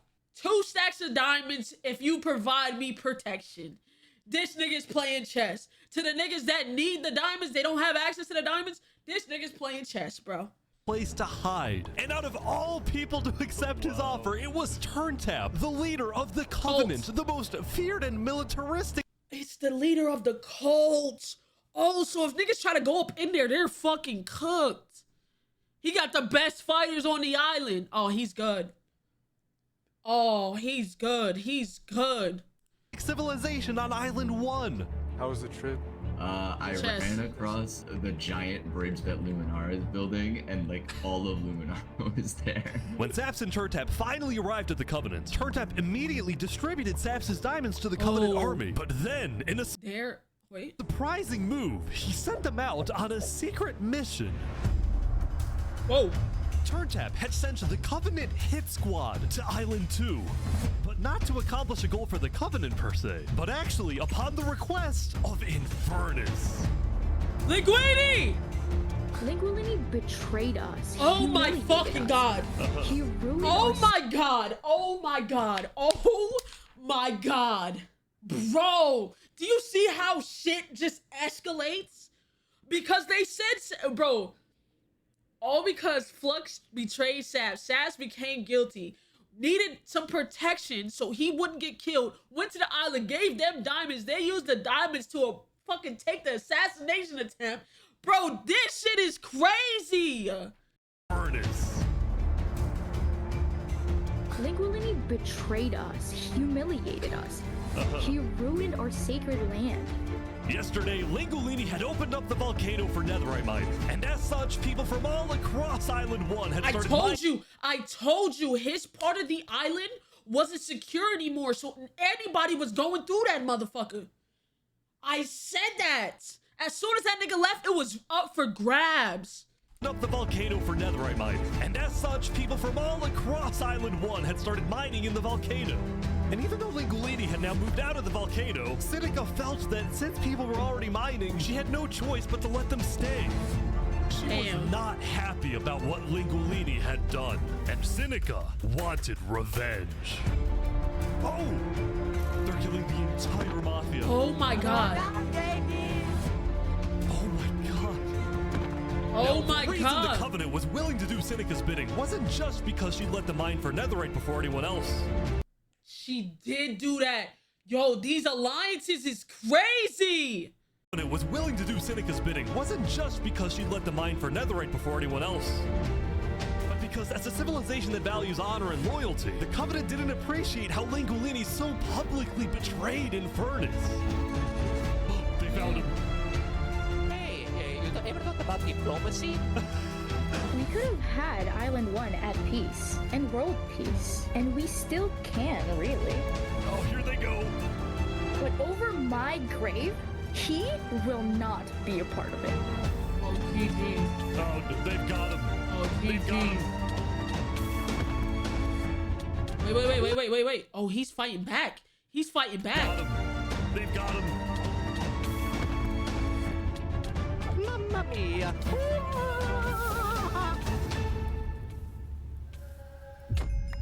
Damn.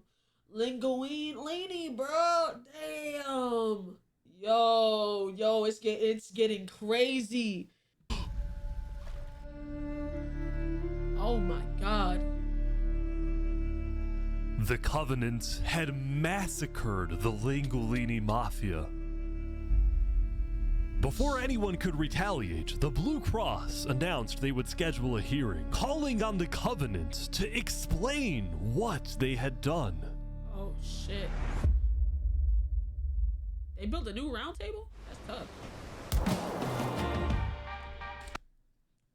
Thank you. What is this nigga doing down there? Howdy, Flux. Oh, you got some fancy armor now. Yeah, got it from Island 1. Wait, really? Earlier today, Flux and his crew had gotten their hands on a super rare armor trim by trading with the Covenant, who had picked up the armor trim from the Warden when it died. Now, of course, Flux had no idea that the Covenant was also trading with and harboring his arch nemesis, Saps. But he did know one thing. I heard Saps ran to Island 1, so we put out a massive bounty on his head. Flux was now No. Saps, bro. My nigga can't catch a break. Yo, this nigga Flux gotta die, bro. Flux gotta die, bro. determines to have Saps killed because Saps was the only other person in the world who knew that Flux was behind the murders of all the Island 2 leaders. Basically, if Saps dies... Wait, what did that say? Who knew that Flux was behind the murders of all the Island 2 leaders? Crime scene. Please refrain from touching anything. Basically, if Saps dies, Flux gets away with everything. And ideally, the sooner Saps dies, the better because of incidents like yesterday. That includes the prosecution himself and their ringleader, Fluxion. So did they take that with a grain of salt? Like, yeah, I get they called out 3 Below, but you still have to understand, like, the claims weren't too crazy. They didn't listen, like, just because he said one thing wrong, they didn't listen to anything else he said. It didn't seem like anyone at the trial believed Saps. If anything, Saps' accusation only made people hate him. Bro's hands are dirty, kill him. He tried to blame us. Motherfucker is accusing my government. Kill that animal. Oh my God. Especially the people of Luminara, who weren't happy that Saps accused some of their fellow citizens. What do you want to do to Saps? Kill on site. We hunted him down the other day. We couldn't find him, but we have speculation of where he is. After the murder of their beloved leader 3 Below Zero, Luminara soon planned to host an election, and the current frontrunner was a player named Legacy. Me and my parent, we've just been going around to different houses, knocking on doors. I think we're gonna win this thing. For a moment, Flux also considered a run for leader, although he had basically already accomplished everything he wanted to do. Look, no matter what people say, Island 1 was planning to invade us. They would have just walked right ahead. But now that we have stronger leaders... You did that, and he did all of that, and they didn't even invade, bro. They came, got some shit traded, and left. More cautious leaders, they're not gonna do that. We have world peace. And not because of a bridge, but because of me. No, he's full of himself. He's delusional. Where are you going? Since the beginning, Flux's philosophy was simple. You can never show kindness to your enemy if your enemy wishes to destroy you. If you build a bridge, they'll use it to invade you. If you offer them aid, they'll use it to kill you. This is why Flux believed it was necessary to eliminate the Island 2 leaders who wished to be kind. But the cost of their deaths was devastating. The people of Tricolor still mourned Jofiel, building a massive statue to honor their deceased leader. We've just been trying to focus on restabilizing our nation. Obviously, the passing of Jofiel hit us pretty hard. Meanwhile, the people of Aperion had elected a new leader, but Aperion was never quite the same after the death of Alkaline Elk. The people of the Commonwealth were also in shambles, having a much smaller civilization than they started with. And even though there was some peace on Island 2, people didn't feel a sense of calm, but instead a sense of unease and revenge. Like who's next, bro? They needed closure, and they were determined to kill the person who they believed murdered the leaders they loved. Saps knew that it was only a matter of time before someone hunts him down, or someone in the Covenant betrays him to collect the massive bounty on his head. So Saps made a last-ditch effort to try and get a strong ally for his cause. He asked Turntap to take him to the largest nation on Island 1.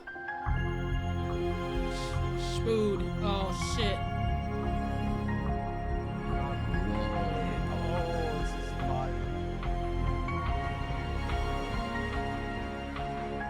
But on their way to the West Helm Capitol building, they ran into a citizen of Aperion from Island 2 who recognized Saps.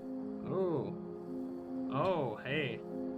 Is there a problem here? Neutral ground? Neutral ground. Uh-oh. Skating on West Helm territory. Uh-oh. Okay. Okay. We will walk by in peace. Good call. Saps and his crew then entered the Capitol. Hello. Can I speak to the glorious leader of West Helm, please? Yeah, I'll go grab him. Hello. The Covenant leaders brought me. Can we have a meeting? I'm not gonna lie, Saps. You coming to me asking for a meeting after what happened last time, even if it wasn't to do with you. Listen, I just want to talk. What about what? At least explain, because I'm innocent. Saps, I'm sorry. No. Damn. Ultimately, Spood rejected Saps' request for a meeting because Spood didn't exactly trust him and had no real reason to help him. So instead, Saps tried another civilization, the Alcaracina Pirates. The Pirates! I forgot about those niggas.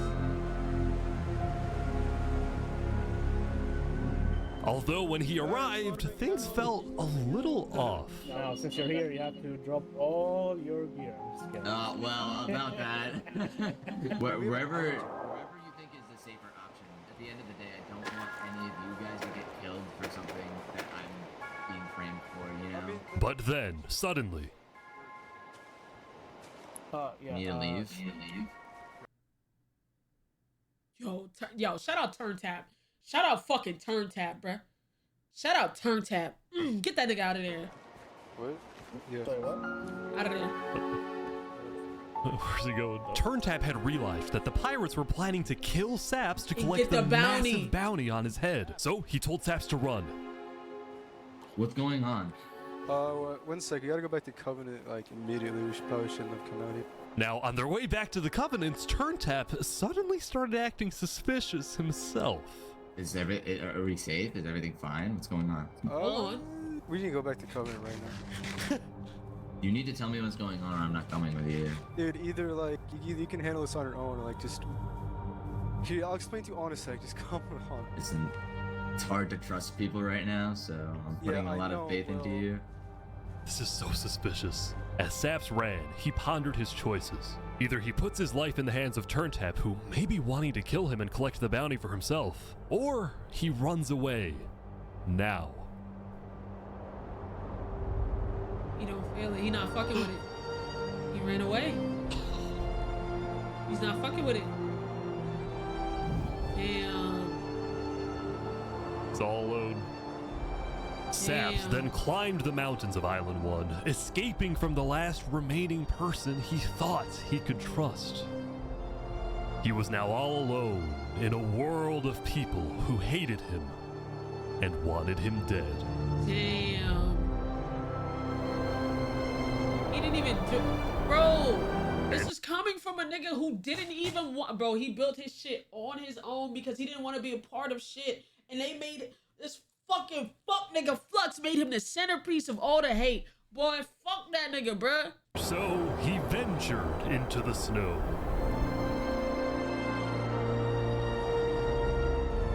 And started collecting blocks. Saps, what are you doing? I can't trust anybody. Flux won. He completely won. There's just no point anymore. No. On day 7, Saps built a tower in the tundra, a monument for people to remember him by. And he planned to jump off.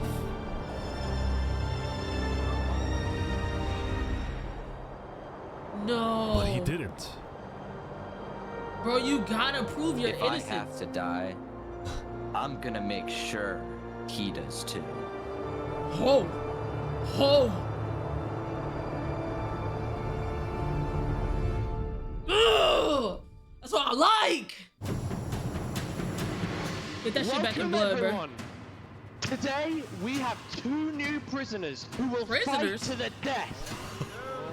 Rinit, you are charged with the attempted murder of several innocent West Helm farmers. Ooh.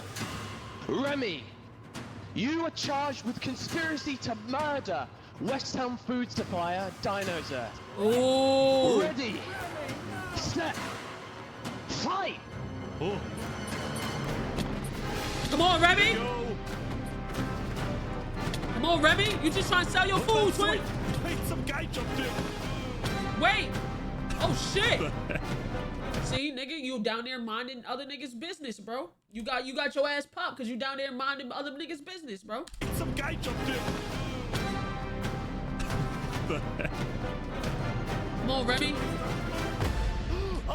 No! Oh wait. Oh wait, he won. I thought it said Remy the rat. Okay. I thought he died. But he won. Yeah, Remy! He won! Remy the Rat had won his duel in the Colosseum, and all of his crimes, including the murder of dinosaurs, were expunged from his record by Emperor Spood himself. He was now a legend, and his restaurant became more popular than ever before. He put his head on the floor. Now, it's been a busy few days for Emperor Spood. He was always working on different things. Have you seen our aqueducts? Show me your aqueducts, Spood. Look at it behind you! Look at it! What's the use of this? I don't really know. What is the point of anything? We just build. We have too many builders, not enough ideas. Now, while Spood was an effective leader, he did have to constantly watch his back for assassins. You know, I've thwarted like 5 assassination attempts, and guess what? I've just found out about another. No way. No, Spood's God, entire yo, they're reign really trying to pack began this with thing him up. almost being killed, so he was always extra careful and sensitive about where he went and who he associated with. It's also why Spood was particularly... I'm gonna be honest. If 5 niggas is trying to assassinate you, you might be the problem, twin. I'm not gonna cap. You might, you might be the problem. Maybe look inward. Angry when he found out that one of the people who planned to kill him was his own lead builder, Knight Arcturus. According to some of my sources, Knight Arcturus was seen in the Commonwealth earlier today. Really? Spood had sent spies across the world to find Knight Arcturus, and when they discovered he was staying at the Commonwealth, Spood immediately reached out to Sitzkrieg to request he be handed back to Westhelm. However, given that the Commonwealth was low on citizens and needed good builders, Sitzkrieg decided to reject Spood's request. I'm not just going to give up one of my builders. The Commonwealth does not give in to tyrants. This made Spood erupt with fury. Oh, I'm gonna make sure that everybody knows the Commonwealth is corrupt. They stepped that chocolate. Yo! And so Spood went around telling everyone about how much he hates the Commonwealth. This whole situation became a massive drama, and it actually got to the point where the rest of Island 2 was getting annoyed with the Commonwealth. I don't get why the Commonwealth doesn't just hand him over. We don't need a war with Westhelm. Unlike the Commonwealth, Cass had a big population and she didn't care about losing citizens who were troublemakers. For example, earlier, one of her citizens, Addison27, had gone to Tricolor, dug into Jovial's grave, and had stolen Jovial's head. Can I wear this? Hey, Cass, I brought you a trophy. But instead of protecting him, Cass... Nigga, why are we grave robbing in Minecraft? Nah, niggas is ruthless. Niggas is ruthless. He's sick. Immediately banished Addison from the Cass Coalition and alerted Tricolor of his location, causing Addison to flee Island 2. It was this kind of no-nonsense leadership that earned Cass a lot of respect from not only her citizens, but other Island 2 nations who were now much more willing to ally with Cass than with the Commonwealth. Oh, the very existence of the Cass Coalition also provided a sense of security to smaller groups, like this new nation who are mostly cheese merchants and call themselves the Conquistadors. This is the way of cheese, para el queso! Okay. Since the border dropped yesterday, the economies of most Island 2 nations were prospering, with heavy amounts of trade and tourism between islands. Okay. Meanwhile, in Barbie Land... Fucking Barbie Land. I have news. What? I'm marrying Oppenheimer. What? What are we doing? What are we doing? What are we doing? This nigga sent the fucking nuke in the air to try to bomb your shit. What? What are we doing? Oh my god. Okay, bro. Whatever. I have news.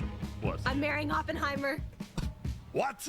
On day 8, the player Oppenheimer had marched into Barbie Land, but instead of destroying it with a nuke, he apparently liked it so much that he proposed to their leader. Oh my god. Ish, consider this your invitation to the Barbenheimer wedding. Barbenheimer wedding. Meanwhile, the citizens were inventing new technologies. This is the power switch. It's 16 furnaces working together simultaneously, and it has a bunch of hopper minecarts on the inside distributing everything. As much as Luminara was finally starting to live up to its name as the light of Island 2, little did its citizens know among them was quietly living the world's most deadly group of terrorists. Just letting them live, I'm thinking bro. of running in the election tomorrow. Oh yeah? Legacy's pretty popular, but I'm not worried. While it seemed like each of the Watch Island this 2 nigga nations lose. Watch this nigga lose. He gonna try to kill Legacy, bruh. had their own separate goals, they were all still united under one mission: to find and kill Saps. In fact, by day 8, Luminara had told all of the other nations that Saps had fled to Island 1, and some nations were already preparing to send out hit squads later today. But Island 1, meanwhile, was currently dealing with a whole other political drama, the murder of Lingualini. I cannot conceive how we are being this civil about this. They came in, they found him in the hole, they drowned him in lava. This player, Vietnam, was one of the few remaining survivors in the Lingolini Mafia. Vietnam had escaped the Covenant's attack and wanted to get revenge against the Covenant, but was finding it surprisingly difficult to gather support. Oh, because of the See, while the Blue Cross condemned the Covenant, nobody was brave enough to declare war on them. People feared the Covenant and its army, which is why Seneca secretly asked them to do the deed instead of doing it Damn. Because they got the best fighters, bruh. herself. If people knew that she was behind the attack, she would be in big trouble. But for now, nobody would face any consequences for the massacre of the Lingolini Mafia. I thought they knew. They don't know. Going back to Westhelm, on day 8, Emperor Spood was really only thinking about one thing: how to get revenge against Knight Arcturus. After the Commonwealth rejected Spood's extradition request, Spood's initial reaction was to begin preparing for war. But what made him think twice was his belief that the Commonwealth was a massive nation with probably a big army. Spood also knew that declaring war could risk the entirety of Island 2 coming to the Commonwealth's defense, and maybe launching a counterattack on Westhelm. So, Spood decided to change strategies. He instead decided to try and bait the Commonwealth. See if he can make them angry enough to do something rash. Something bad enough that would allow Spood to then declare war and have everyone's support. And Spood knew exactly how to make the Commonwealth angry. He invited back to the Westhelm capital the one person he knew the Commonwealth hated the most. Can we make a deal? Ooh! Yo, what the fuck? Saps is back. And Turntap's here too, for some reason. This is interesting. Because the Covenant had brought Saps to Westhelm yesterday, Spood had specifically asked Turntap to protect Saps and escort him to Westhelm once again. While Saps didn't fully trust Turntap, or Spood for that matter, he knew that a meeting with Spood was a massive opportunity, and it was worth the risk. Ooh, mind games. Yo, this music choice. Yo, this music choice is so great. I'm gonna say this again. Holy shit, this nigga is cooking, bro. Yo, I've never, like, it's been so rare that I've reacted to a video for this long, and I've still am locked in the way I am right now. This is really fucking, this nigga is in his bag. If we can do what we do best, we're not gonna lie. Saps, you are the person that, to my knowledge, murdered all those people on Island 1. Island 2, sorry. It was not me. There is a person on Island 2 that is behind all of the assassinations and the corruption. His name is Flexion. Emperor Spood was having trouble believing Saps, but he went along with it for now. Well, it seems like we both have gripes with Island 2. Spood then proceeded to tell Saps and the Covenant about his feud with the Commonwealth, and how he needed Island 1's support in case a war breaks out. There was just one problem. The Blue Cross Alliance was as good as dead. Infernus had basically left the Alliance after the last meeting, and the Covenant had stopped responding to the Blue Cross because of the Lingolini situation. So Spood decided to take things into his own hands and individually call the big 4 nations of Island 1 for a meeting. And he wanted Saps to be there so he could tell the leaders about corruption on Island 2. Now, because of Saps' reputation, Seneca and Benji were hesitant. But as long as the meeting was in a wide open area without a roof, they decided they would go. Okay. Hold on, progress. How could you be so cruel? Progress. You wrap the moon in ice. That's not nice. Not nice. We're building a table together. The meeting, Spood first had Saps tell his story. I've been put on trial and sentenced to death for a crime I did not commit. Spood's goal with this meeting was to convince all the leaders that Island 2 was a threat to Island 1. One of my right-hand men was murdered in cold blood by someone in association with the Commonwealth. It's one of the many injustices I've heard about on Island 2, and I want justice. Then Turntap of the Covenant made his own statement. A few days ago, Covenant was approached by Luminara to speak of a potential trade agreement. Legacy AN approached me in regards to Flexion, the guy who Saps is. Whoa! Whoa, wait a minute. We're getting we getting the juice. We getting the tea. Hold on. We getting the tea, Chad. We getting the tea. About on Island 2, and I want justice. Then it's gonna play out so well, and I see it in my head, Chad, because Fluxion has been saying, he's been the one preaching, oh, Island 1 is gonna invade Island 1, and now Spoot is the one, oh, Island 2 is the problem. When it was never a problem, it was just these niggas with big fucking heads.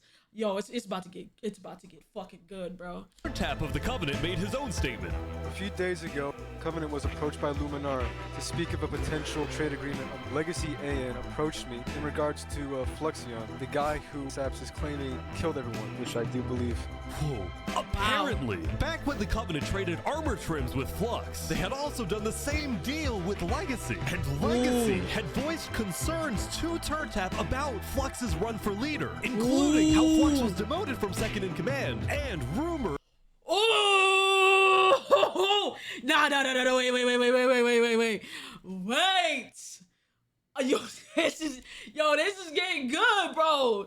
It's connecting. It's working. Oh my God. Deal with Legacy, and Legacy had voiced concerns to cause niggas was not listening to Saps. Like, bro, how could he not be the one? Like, the nigga got exiled for also already saying these shits. Like, niggas not using their brain. Legacy the only one using his motherfucking brain. So done the same deal with Legacy, and Legacy had voiced concerns to Tap about Flux's run for leader, including how Flux was demoted from second in command, and rumors that he's paying people diamonds to vote for him. Yo! Nah, this nigga gotta go. Yo, this nigga gotta go. He's buying votes, bruh. This gave Saps and Spoot's stories a little more credibility, which was crucial for getting everyone on board with West Helm's military proposal, which was, if any nation from Island 2 attacks Island 1, then the entirety of Island 1 must strike back. Oh, shit. If all leaders are in agreement to this, please say aye. Aye. Aye. Ooh. Aye. Ooh. This is for us a problem. Benji was hesitant to join any military alliance because Elysium was the nation of peace, and he knew that his people were opposed to any changes that threatened their peaceful lifestyle. Council might not agree. Do you believe if Saps was at the council meeting, would he potentially have the chance to convince them after telling his story? I think he might. As long as Saps agrees, it's up to you. I mean, yeah. Yeah, Benji don't have control over his nation. Saps and a few of the others then walked to Elysium on a mission to reunite Island 1. And all of this because Shaps wants that nigga's head that was trying to kill him. He's not even in full agreement of what Saps said. He wants that nigga's head that was trying to kill him, bro. This shit is good, bro. Unite Island 1. This shit is good.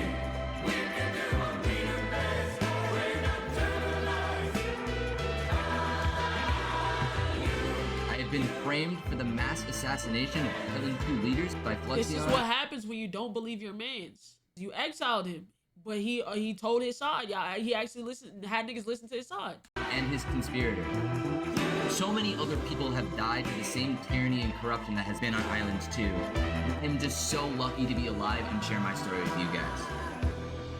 But as Saps spoke, the people of Elysium still had some doubts. Against the corruption in Island 2, which is... But who? What does that mean? That's vague. What does that mean? Going to corruption? Listen. Elysium wasn't convinced that potential corruption on another island was enough of a reason for Elysium to get involved. But then, suddenly... A few days ago... Who's that? What the... Who's that? What is this? About 15 members of the West Helm army had inexplicably walked right through Elysium. They quickly left, but it certainly didn't help the tensions. Nonetheless, the proceedings continued. They're being rushed here to pressure us. We're going to be deciding whether Elysium citizens would go to war. I think Elysium citizens need to have a say in that. Yeah, True. After even more deliberation and after even more time passed... Excuse me, you have to say something important. The troop of people that came by. They are apparently the military from West Helm. We have reasonable suspicions to believe they are going to launch an invasion of Island 2 in the next like 5 minutes. I do not know. Oh shit. Emperor Spood had grown impatient. After Spider informed him that progress was stalling, Spood had decided to send a squadron of— This nigga's moving militant. Oh my god. Yo, wait. This nigga's moving like though he said, fuck it. I don't need your help. I got enough. Yo. That nigga said, fuck it. We don't need that last bit of niggas, bro. Fuck Benji and his crew. We gonna move out regardless. the West Helm army I ain't gonna lie, Spood moving territory to find and arrest Knight Arcturus. Oh boy, they're almost there, I think. Oh my god, yo, they're moving militant.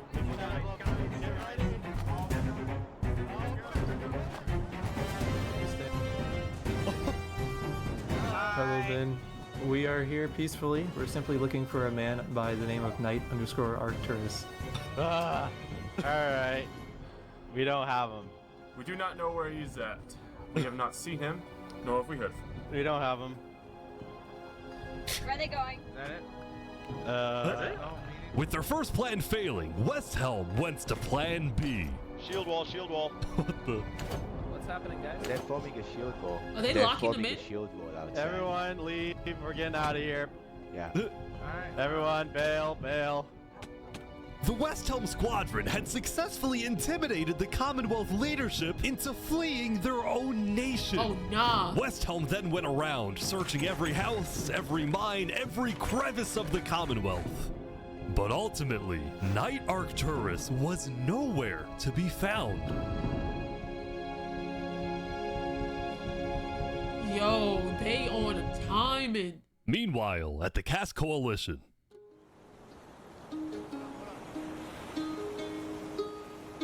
Hey, can I run something by you real quick? Yeah. You know how everyone's trying to kill Saps because of what he did? And then during his trial, he was all like, Luminara was behind this. Luminara built the trap. The leadership in Luminara told me build the meeting area. That includes the prosecution himself, Thomas 5200, and their ringleader, Fluxion. So, I was sailing past Saps' place a few days ago. God, this dude is digging. Or what? Oh. You see that? You see that guy? Yeah. Isn't that Flux? That is? Where were you at before? Why didn't you say this before? Yeah, kind of looks like him. Yeah. What's he doing at Saps' place? And why is he gathering blocks? You go to show Cass. What do you think? Interesting.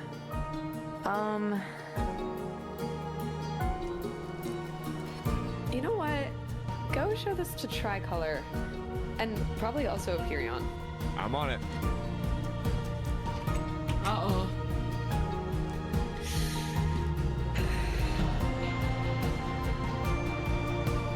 A citizen of the Cass Coalition had been reviewing his old video footage when he happened to notice Flux digging for sand, a prevalent material in Saps' roof. On its own, this wasn't the best evidence.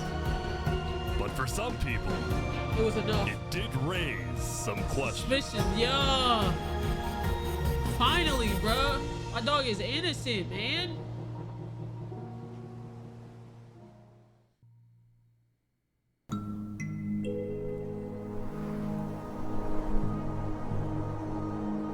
Yesterday, Saps had spent the day getting brought into meetings with the most important people on Island 1, and he didn't really know what to make of this. In one sense, he was incredibly lucky to finally have some support. But he also questioned how real this support is and who he can really trust. See, Saps knew that the Covenant generally did not like the people of Island 2. The Covenant believed that Island 1 was the supreme island with better culture, customs, and traditions. They were also known to be ruthless, having massacred the entire Lingolini Mafia. It's why Saps was suspicious of Turntap's offer to continue protecting him, especially after he ran away. But Saps knew he needed powerful allies as world tensions were ramping up. When Spoon invaded the Commonwealth yesterday, he got a lot of criticism, mostly from his own neighbors who were blindsided by the move. Spoon could have dragged all my people into war. Elysium is a nation of peace. Like that, any hope for a Big Four alliance was basically dead, especially since the other nations were now dealing with— Bro, you brought them all together. I mean, they all still believe Shab, which is a good thing, but you brought them all together for this one thing and then cooked it by running your own. You were supposed to wait for them to attack. problems of their own. Wait, what? Earlier yesterday, Queen Seneca had found out that Elysium's newspaper Daybreak Media had somehow found out that she had directed the Covenant to kill Lingolini. This is why Seneca was so quiet yesterday during the Island 1 snow meeting. She knew this story would be coming out, and she was trying to figure out how she would respond. And on day 9, she made her decision. To dissuade people from invading Infernus, she would show strength by doubling down and hold a joint ceremony with the Covenant, parading around Lingolini's head. Yo, she's moving wicked.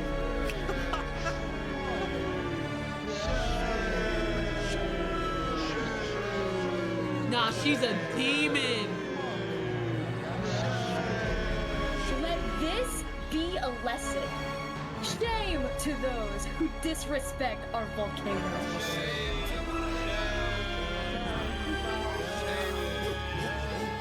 Yo, they're moving wicked.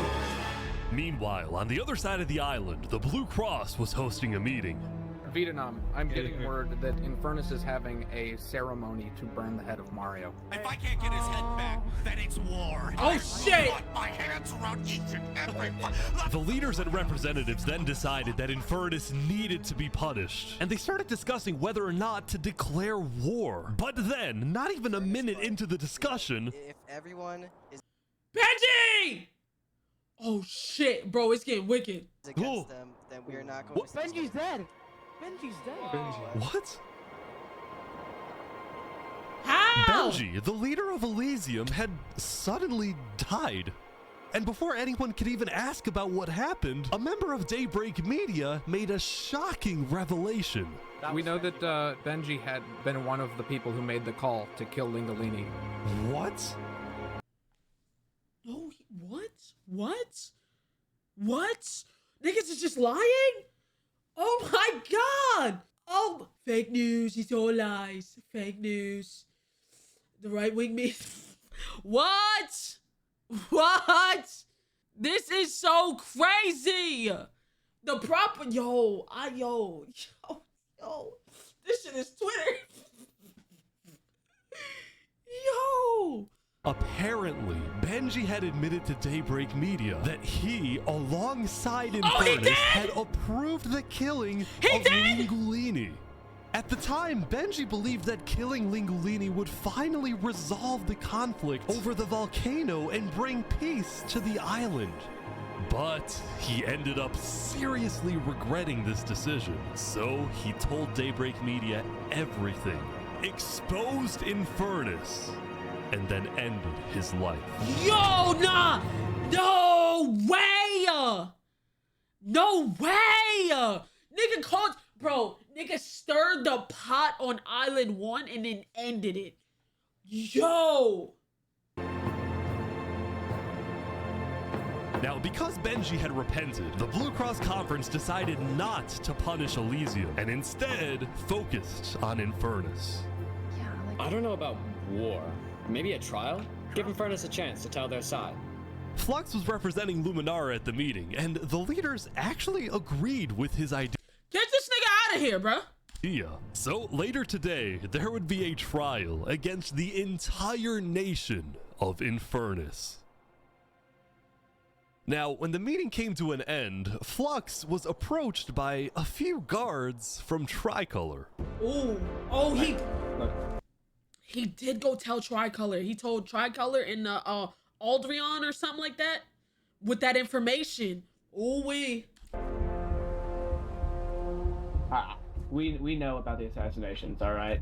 What assassinations? You're under arrest. You're coming to Tricolor. You're gonna have a fair trial. Just come with us. What are you talking about? Tricolor had issued an arrest warrant for Flux after they obtained incriminating video evidence from a citizen of the Cass Coalition. Being possibly responsible for the death of Jofield in any capacity. What are you talking about? We know Seraphim was guilty of that. There are concerns that you may have been involved in other ways. If you believe yourself innocent, I believe that you are. I trust that you're innocent because you told me you were. But right now, the most important thing you can do is simply go to the trial and prove that you're correct, which I believe This you is are, an okay? outrage against Luminara. I cannot believe that you would accuse me of this. Now, the truth was, Tricolor wasn't necessarily convinced that Flux was guilty. They just wanted Flux to go to trial so that he could answer their questions about the videotape. But he gonna go off. So if you were not leaving, run away. You're seriously scared that I'm going to run away from a trial. You agree after what happened with the Commonwealth, we could never be too careful about stuff like that. We're both not. Fine, I will go. But this is an outrage. All right, let's go. We're gonna remember. We will not stand for this. Flux is getting arrested by Tricolor. Is he gonna run? He's like stopping every few seconds. Is he thinking about running? The group then passed through Elysium and were about to sail off to Island 2 until... That's a nigga that's working with Flux, isn't it?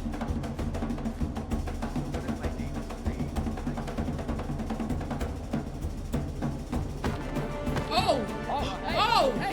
Oh! Get him! Get him! What? Get him! Wait, who is that? Getting away? It turned out Flux had secretly told a member of his own crew to come and attack him so that... I'm so sick of this nigga, bro. I'm like, wait, that's his member. Yo, he's a fucking genius. When he was stopping, he was messaging his fucking homies. Oh my god. Oh, nah, this nigga got plot armor, bro. He could run away from his arrest without looking guilty.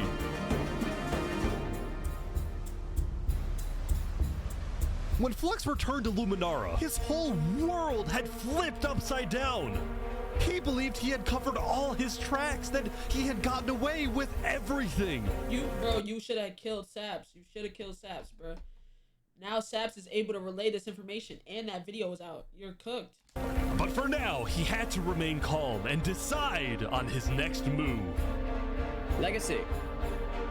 Yeah?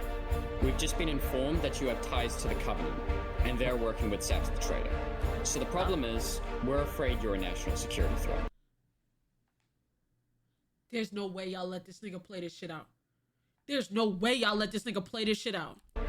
You have two choices right now. You either drop out of the election this instant, or we can do this the hard way.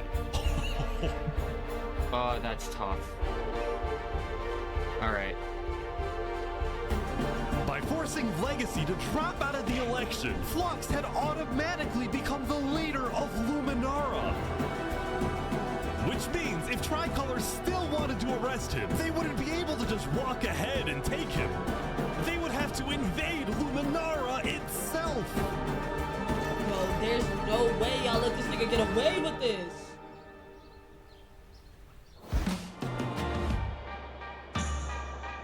Yesterday, Emperor Spoon had caused a lot of chaos with his failed attempt to capture Knight Arcturus. So he spent day 9 repairing relationships, but also forming new ones. For example, earlier, Spoon had received a message from a player named Addison27. Why does his name sound who familiar? wanted to sell Jofiel's head in exchange for Nether. Oh, that's the one who got exiled. Alright. Spoon accepted the deal, gave Addison a place to meet him at, but then he gave Addison's location straight to Tricolor. Armor. Show us the head. Yeah, there it is. Oh, no. Give it right now. I got it. Now, this actually led to an alliance between West Helm and Tricolor. The first ever. Yo, there's so much going on. There's so many secret alliances and rats and fuck. Holy shit. Show us the head. Yeah, there it is. Oh, no. Give it right now. I got it. Now, this actually led to an alliance between West Helm and Tricolor. The first ever multi-island alliance and a strategic move by Spood to befriend the neighbors of the Commonwealth. Whoa. Later, Spood also visited I the... ain't gonna lie, this nigga Spood is playing a long game. He's playing the longest game. He want that nigga's head, bro. Covenant after he heard about some civil unrest going on. So they all just left, just like that?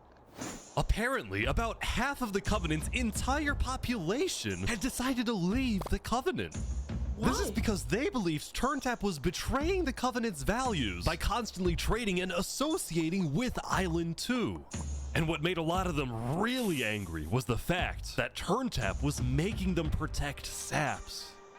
See, originally, TurnTap had only brought Saps in to get diamonds for his army. But the more he heard about Saps' story, the more he became captivated by Saps and wanted to help him. In fact, the reason TurnTap had acted strangely on day 7 wasn't because he was thinking about killing Saps. It was because he had just saved Saps from the Alcaracina pirates, and he was worried that the pirates would attack the Covenant in retaliation.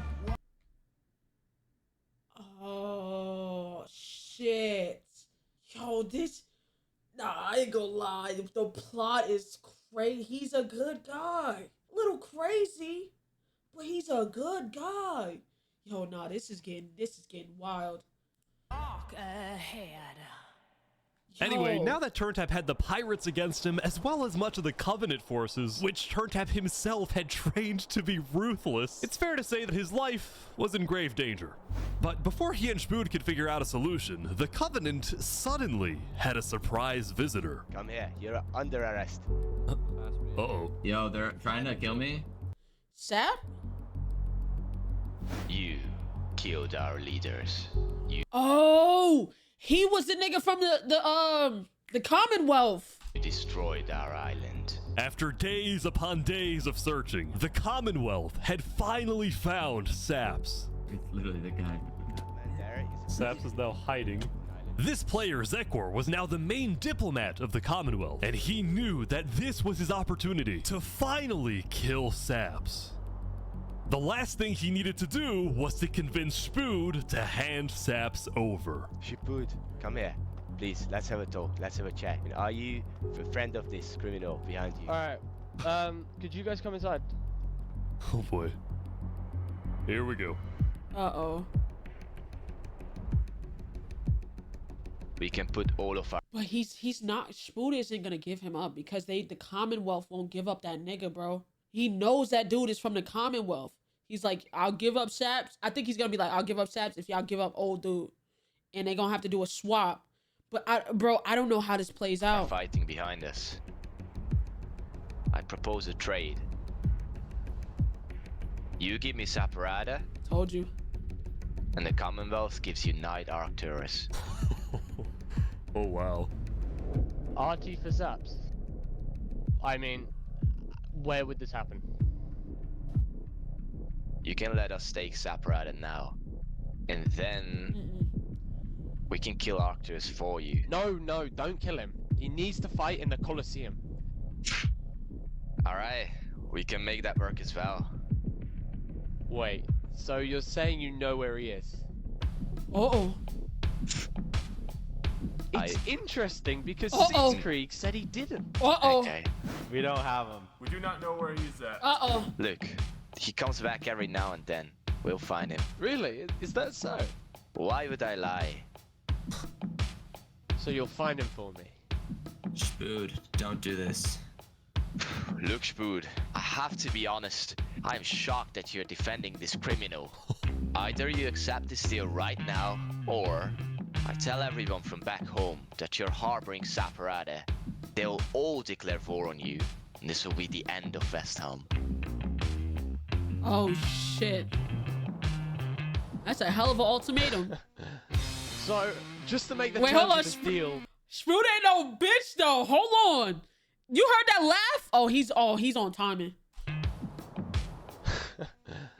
So, just to make the terms of this deal very clear, because I want to be accurate. Oh. You expect me to give up an innocent man in exchange for a terrorist? Ooh. Is that really your offer? He's not innocent.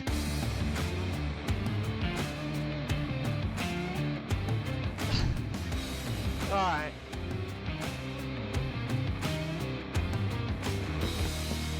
Get out.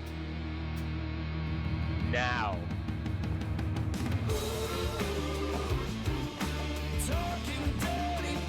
Oh shit.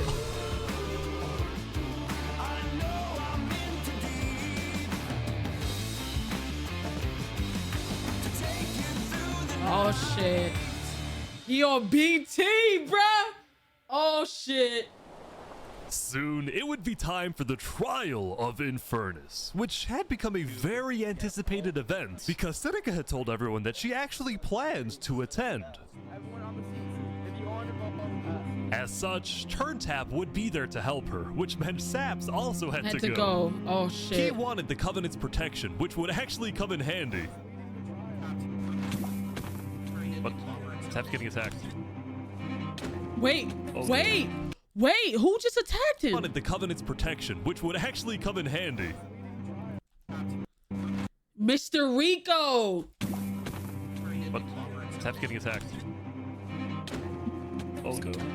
Oh boy, Sap's getting attacked again. The attacker was taken out immediately by the Covenant, but this led to another problem. We need to know whether we should keep Infernus in the area. We are worried about assassinations. Not going in a building, we're having this outside.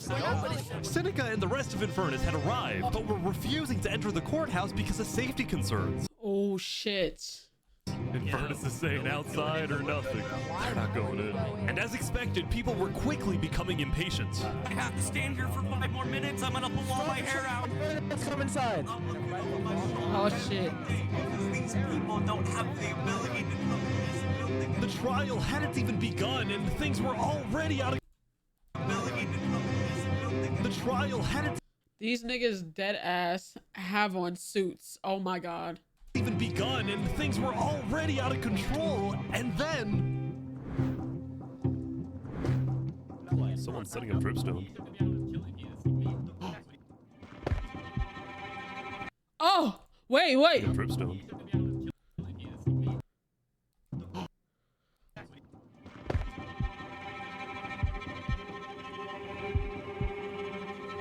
Yo, they really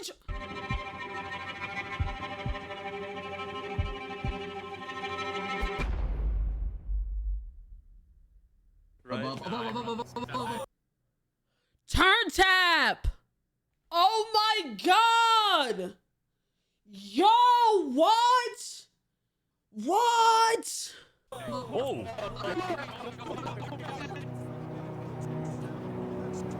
And like that, Turntap was dead, killed by two disgruntled former citizens of the Covenant who had come back for revenge. Yo, 2 for 1. Yeah, bro, why the fuck? Why would I go in there? Y'all just assassinated another nigga. I'm not going in there. Burn us back to the castle. Queen Seneca directed her people and all the remaining Covenant forces, who were now leaderless, to retreat to the Infernus Castle. Oh, you niggas gave Seneca Covenant fighters? Oh, you're cooked. You're fucking cooked.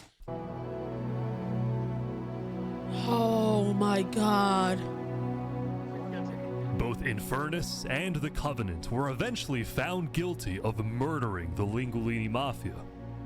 But now that Seneca had adopted the entire Covenant army with all of its netherite weaponry, it would be impossible to try and arrest anyone. GG's. Saps, meanwhile, was abandoned at the court. Oh no, Saps don't have nobody. So he ran all the way to Westhelm to Emperor Shmood, who was apparently dealing with a new political crisis. It appeared that Spood had finally made the Commonwealth mad because, according to a West Helm spy, it looked like the Commonwealth was preparing to go to war. And on top of this, Spood had received a message from Sitzkrieg inviting him to the Commonwealth for a meeting. They not trying to have a meeting with that nigga. They trying to get him out of there, man. Now, of course, Spood suspected this was a trap, but his second-in-command Spider had an idea. Let me go instead.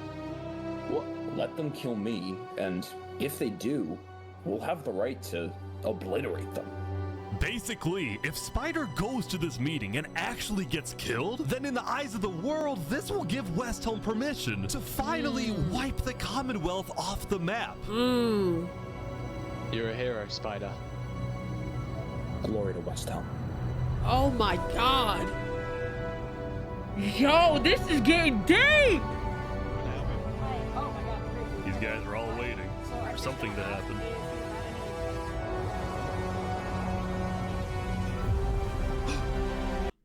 Oh! They killed him. Yo, run through that motherfucker. Run through that motherfucker. Run through that motherfucker. Oh my god. They were waiting. They were waiting. Oh my god. Oh my god. GG's. GG's. Oh, GG's. Where are they? Where is everyone? Where are they? The Commonwealth had been completely abandoned. What? Whoa. See, after Zekr's meeting with Spood, Sitzkrieg had tried to rally all of Island 2 against West Helm, but not a single nation joined him. Because you pissed him off.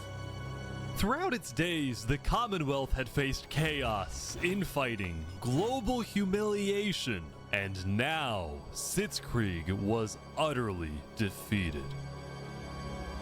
So, as a final jab against West Helm, Sitzkrieg decided to kill Spider before dissolving the Commonwealth once and for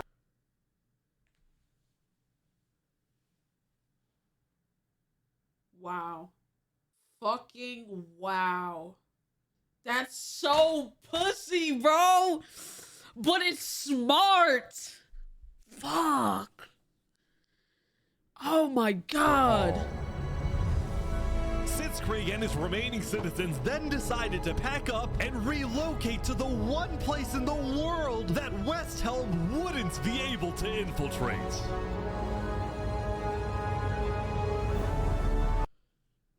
I know you fucking lying. I know you fucking lying. That's going to cause war. Oh my god. Bro, if she takes them in, that's going to cause war on Island 1. Did your joint? Oh, shit. Come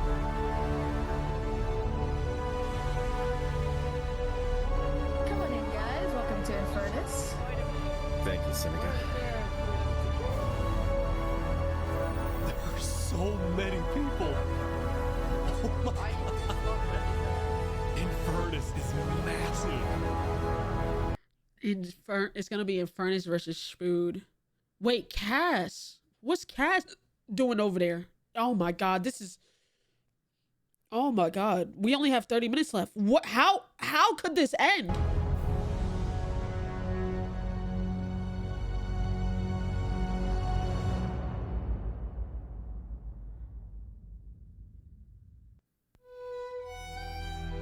Cass, I was just, yep, Cass Coalition. Meanwhile, at the Cass Coalition, it was the end of another good day. The farmers had produced plentiful crops, the businesses had made lots of sales, and there was even a birthday party. But while her people were happy, Cass knew very well that the outside world was quickly growing out of control. As leader, it was Cass's duty to keep track of all the world conflicts. But by day 9, they were simply overwhelming.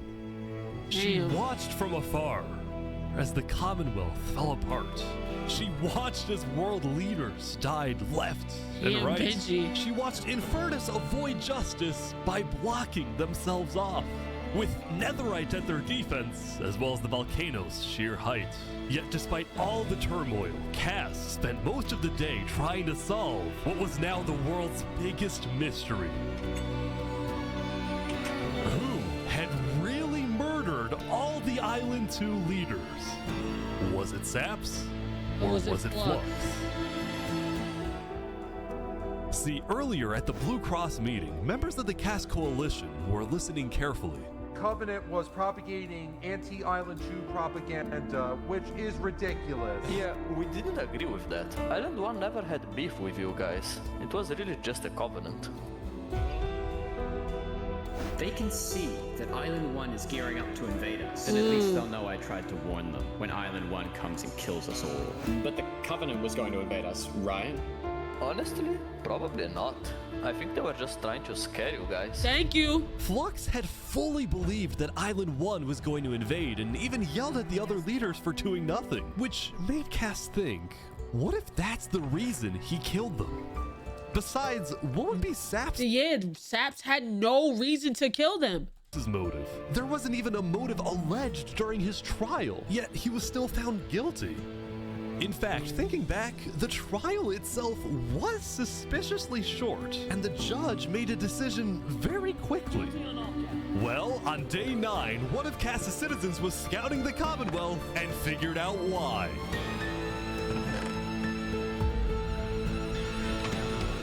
What'd you find? Flux had bribed the judge to ensure Saps was found guilty. Nigga! What? Yo, this gets deep, bro. This is deep. This gets deep, bro. Yo, this nigga gotta die. When Cass discovered this, she immediately called for a meeting with local leaders. It's been Flux this whole time. I'm so mad. He needs to die. I never thought I'd say this, but you have my permission to invade Luminara. Okay, I'll tell my guys to prepare for battle. No, there won't be a battle. We go in, we take him out, we leave. Got it? Sounds good. See? All right, first thing tomorrow. Finally, fuck! Final day, chat. Day 10. Welcome, everyone. Welcome. We gather here today because, well, we never got the opportunity to properly mourn our previous leader, Bitch! 3 Below.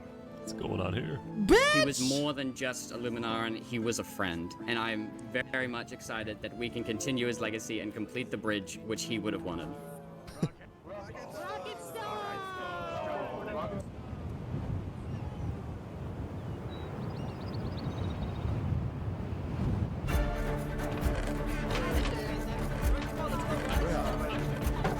All right, let's go. Go crazy. And so, the Cass Coalition set off on their mission to kill Flux once and for all.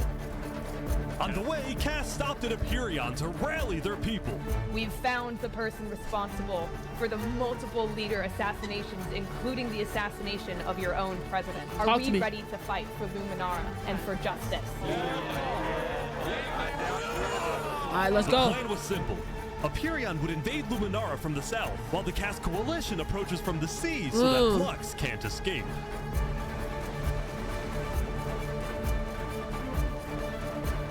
Oh, they moving like a motherfucking unit. I just, During the funeral? They're here. Oh, he's out. Flux is running. Oh! They're after him. Huh? Surrender, Flux! I don't want to do this! Oh! Okay, wait. Wait, surrender! Okay, Surrender!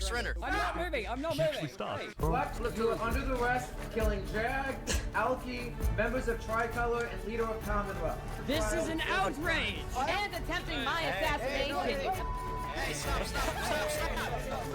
Flux had stopped and surrendered, but there was a bit of confusion. He's entitled to a fair trial. Wait, I thought it was He's our president. Going in, Cass had been under the impression that the people of Luminara wanted Flux to be overthrown, when in reality, most Luminarans knew nothing about his crimes. You are speaking to a mass murderer right now. Don't let him get through the crowds, guys. Where's Legacy? Luminarans, do you want this man alive? Yeah, entitled to a fair trial. Oh, come on. Yo, somebody boom this All of nigga. a sudden, Cass wasn't sure about what to do. Until... Oh, he's running. He's running.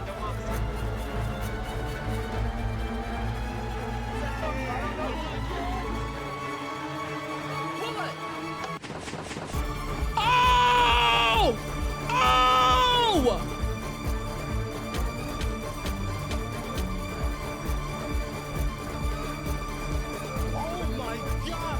Yo! Yo!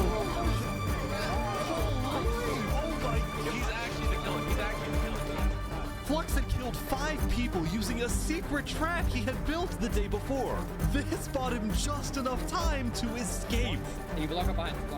That said, Flux knew there'd be a lot of people after him, so when he dug to the surface, he ran straight to the ocean and fled Island 2. Yo!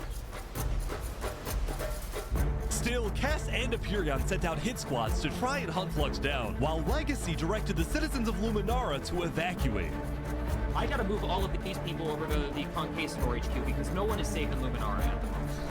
Holy. Like that, Legacy had taken over as leader of Luminara. Yo! Cass and Aperion were down 5 citizens, and Flux had gotten away with everything once again. Where the fuck is he headed? Yo, this nigga is insane. Or so he thought. Wait, what? Wait, what? Hold on. I am so confused on what's happening Oh my god! Oh god!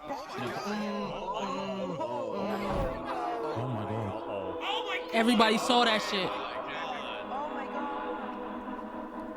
When Flux's trap went off, the rest of the world had a lot of questions. Was that in Luminara? That was Flux? Wait, Flux killed those people? Yeah. Oh shit. On day 10, word began to spread about what had happened. That was Flux's trap? Yeah, Flux built that trap. Which made people think, was Flux behind the murders of the Island 2 leaders You've been saying that this whole time! I think Flux was behind everything. Saps was right. Suddenly, the world realized that Saps had been telling the truth.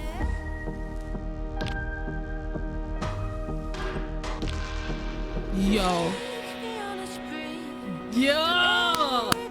Hey, Saps, how do you feel? Finally. Yeah! I'm so happy.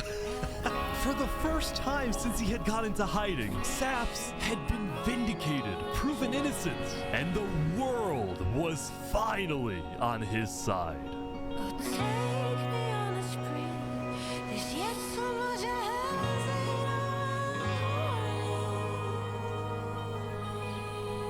And now, instead of hunting for Saps, all of Island 2 was determined Kill to Flux. find Flux. Yeah. Bro, Where the fuck did he go? When people want trials. We should have just started killing him. I don't know why anyone stopped in the first place. I would have been the bad guy if I killed him right then and there with everyone yelling, trial, trial. But the search for Flux didn't take long. Someone just saw Flux going up the volcano. Oh, you're going to... You're trying to... Are we dead ass? Oh, this is gonna be bad. Do not do this. Yo, if she does this, she's probably the stupidest. Bro, you cannot do this right now.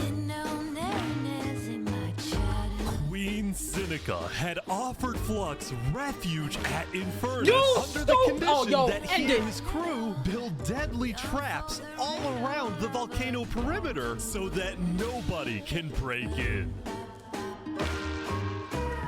But the rest of the world was unfazed. Yeah, they're gonna pay for what they did. Yep. On day 10, all of Island 2 joined the Tricolor West Helm Alliance and declared. Wow. All of them joined Oh, GG's. You're cooked, lady. Like, yeah, you got the Covenant hitters and you got Commonwealth, but that's it. You got all these alliances against you. It's over for you. Bro, if she pulls this off, I tip my hat, bro. If she pulls this off. Declared war against Infernus. This is why you can't make women in charge. Chill, dude. All right. Today, I never thought Spood would be on the right side of history, but holy shit, I mean, I'm sorry, my boy. I thought you had a big head, but your intentions wasn't too pure, but you on the right side of history. I'll give you that, brother. I'll give you that. infiltrate the volcano for Spider and for Owo. And I just want to say, if I die today, I love you all. We love you. Glory to West Helm. Linguini, he was my brother. He was everyone's brother. And they took him from us. Linguini! Oh, shit. Flux got away with murdering so many of our people and our leaders. Today, we get justice for our entire island. And Saps, yeah, my boy is innocent. All right, everyone in. I'll meet you at the Coliseum. It's getting deep. Yo, the pathway? Let's go, let's go. All right, let's go, everyone. Yo.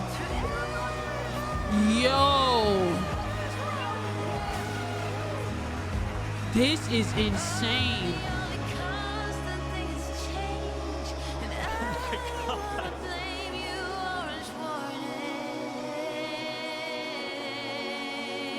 Saps, 2 days ago, my home was turned into a death trap behind my back.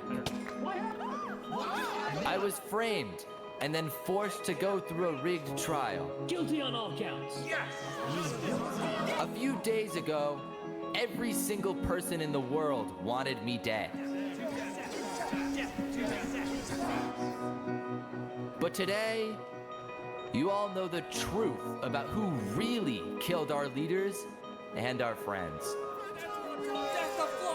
Today, we walk ahead, we storm the volcano, and we get justice! Yeah! Hell yeah. Thank you, Saps. All right, everyone, listen up. Oh, it's about There's a lot of things to watch out for. There's gonna be lava, boiling water, dripstone traps, their entire army. They have the height advantage and netherite armor, but we have numbers. So let's stick together and let's win this thing. Come on! All right, here we go. Bro, nigga can't, bro, his what's the name is glitching from how, oh my god. Oh my god. There's so many people. Oh my god. Oh my, now the music choice. You demand that I eternize your name. Walk ahead. Oh, they're moving. I think there might be a problem. It's good. You cover us in shame. Bro, they stuck so much lava out. Living by the rules to which high school blues. Walk ahead.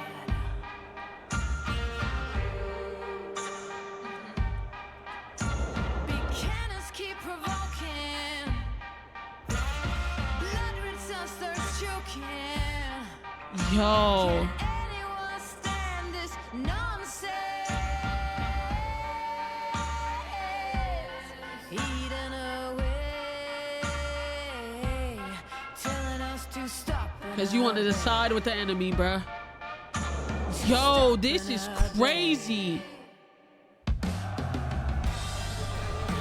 Yo, they're building up. They're pouring water on the lava, but the water still burns.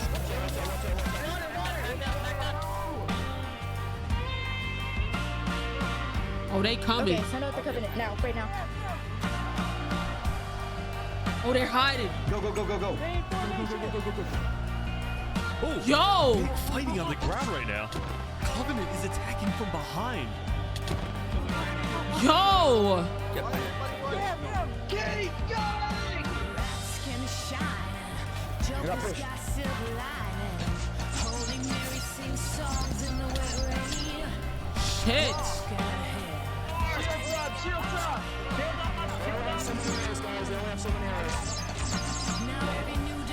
They going around. That's smart. There's chaos on the ground as well. It's the Covenant.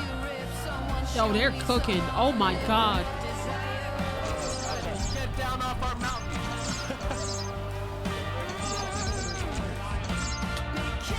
Oh shit. Oh, they got past it. They got past it.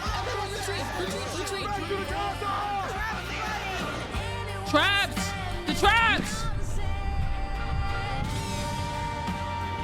Remy! Oh my god. Oh, my niggas is dying! Fuck! Jesus! Telling us to stop and The final push, here we go.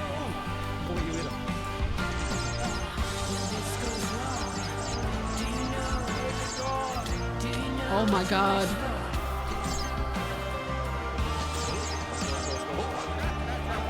Oh, they're in. They're in.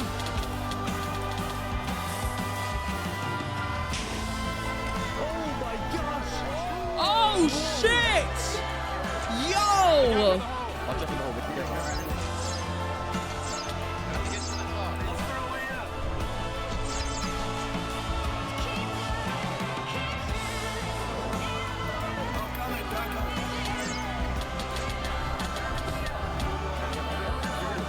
Jesus. For Linguini. Uh-oh. She's up top.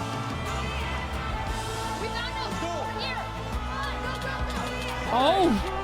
Oh. Oh my god. Oh my god. Krieg. That nigga Krieg is gone. Oh my god. Seneca. Wait, wait, wait. Did she survive? Oh, she's gone!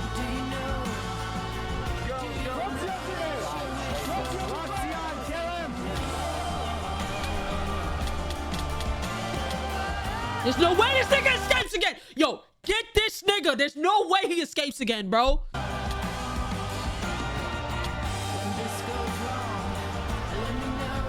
Are we dead ass? Oh my god, bro, you're about to piss me off.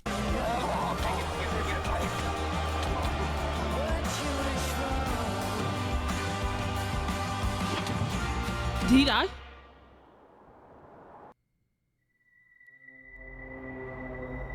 Did he just die?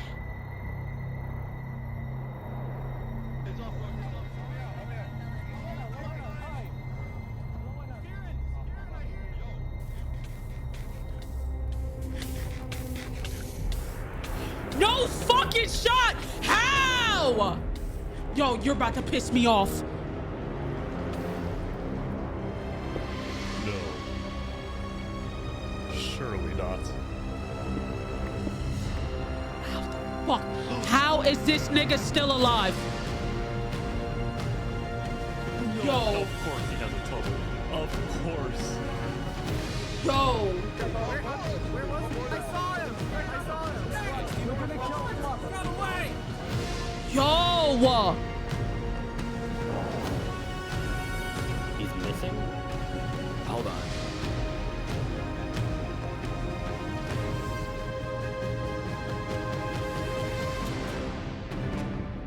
Wait, he got a message. Saps and that nigga, bruh. Oh, come on. All right, guys, let's go. I'll be there. Let's go. Come on, Saps. Oh, yeah, that's the ending I needed. Oh, yeah. Oh yeah. Go do what you need to do, my boy.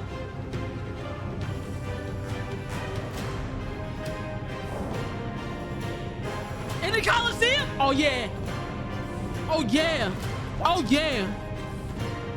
Saps versus Flux at Coliseum. Oh my God. Oh my God. Nigga on God, he called ISO. Need that. Let's go, fuck nigga. Wow, you actually showed up.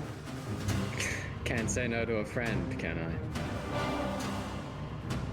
Let's make this a fair fight, okay? Flux. Look at all these people dying right now because of you.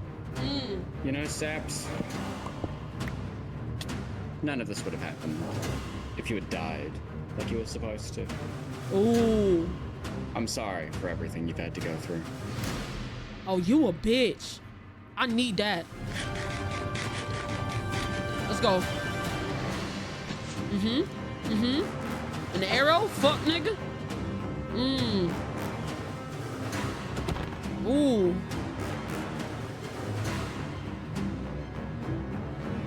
Come on, Saps. Don't disappoint me, my nigga. Music choice is fucking cinema. Come on. Come on, Saps. Don't disappoint me. Fuck that nigga up, bruh. I need that.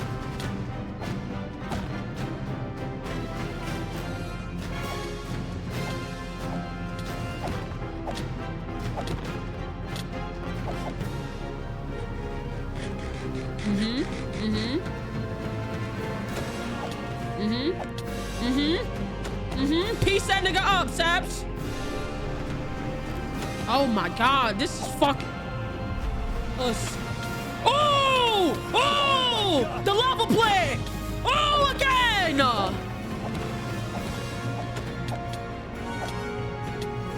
Oh, he's running. He's running. You on his neck, my nigga? Come on. Come on, bruh.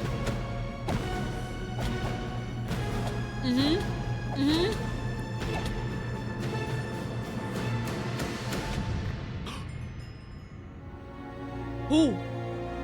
Who? Let's fucking go! Let's fucking go! Fuck, nigga! Fuck is you talking about? Good job, Sam. Good job. I ain't gonna lie, kill that nigga too that was running, bruh. Get that nigga too. He gotta go too. Get that nigga. No, he was part of that shit. He gotta go too. Good job, Sam. Good job.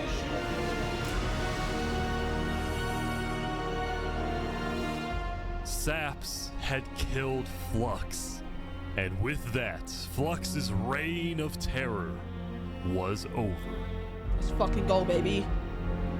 Hit that nigga. He need to go.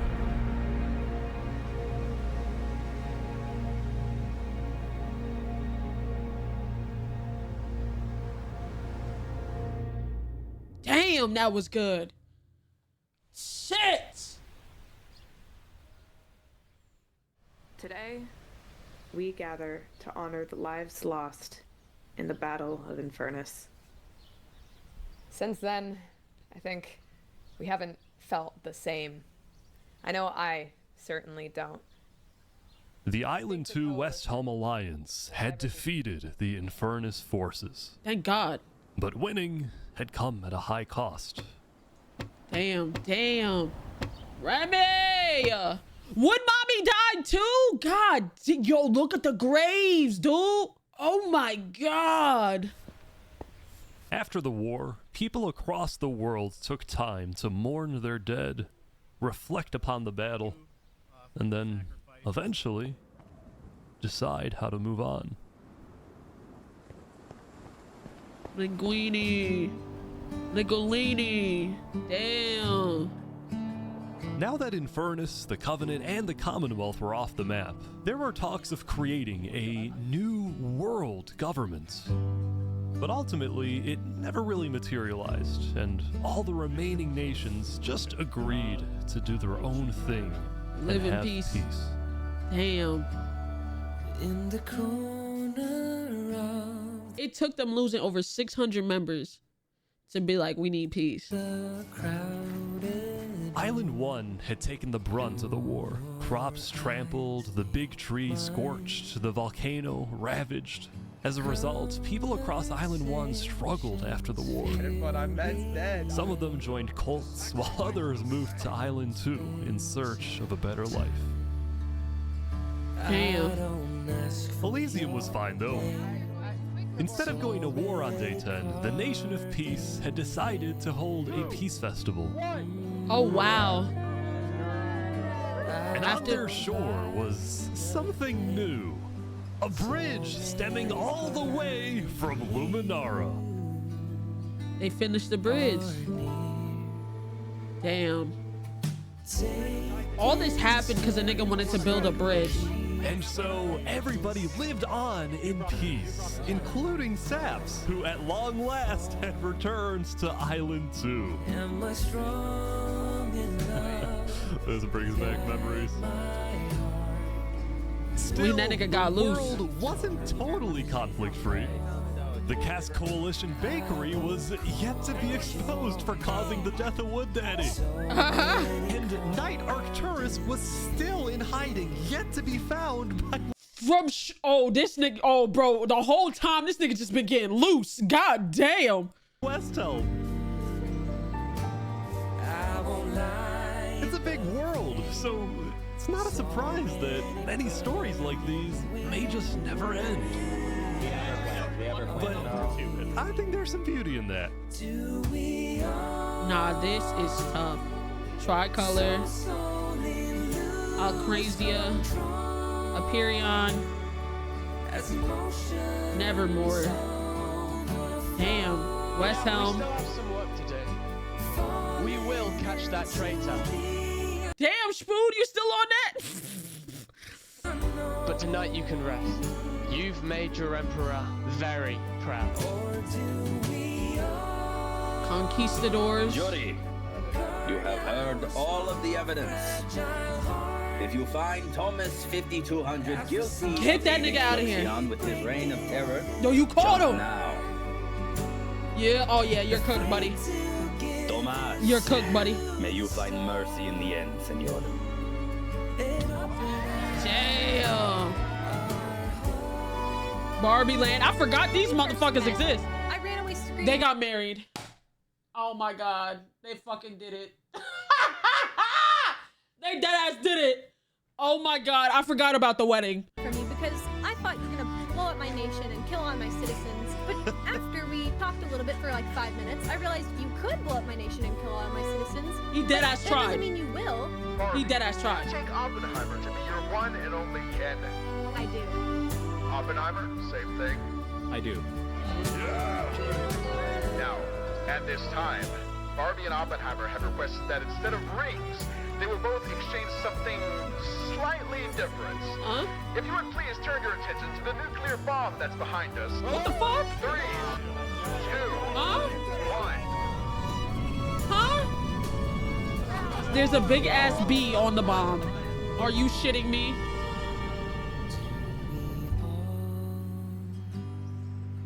So slowly lose control.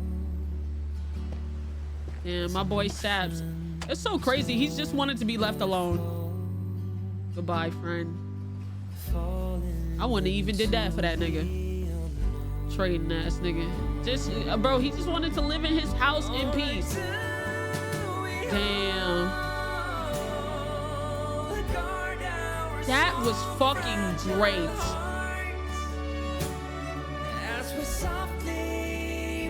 Oh my god. That was fucking great.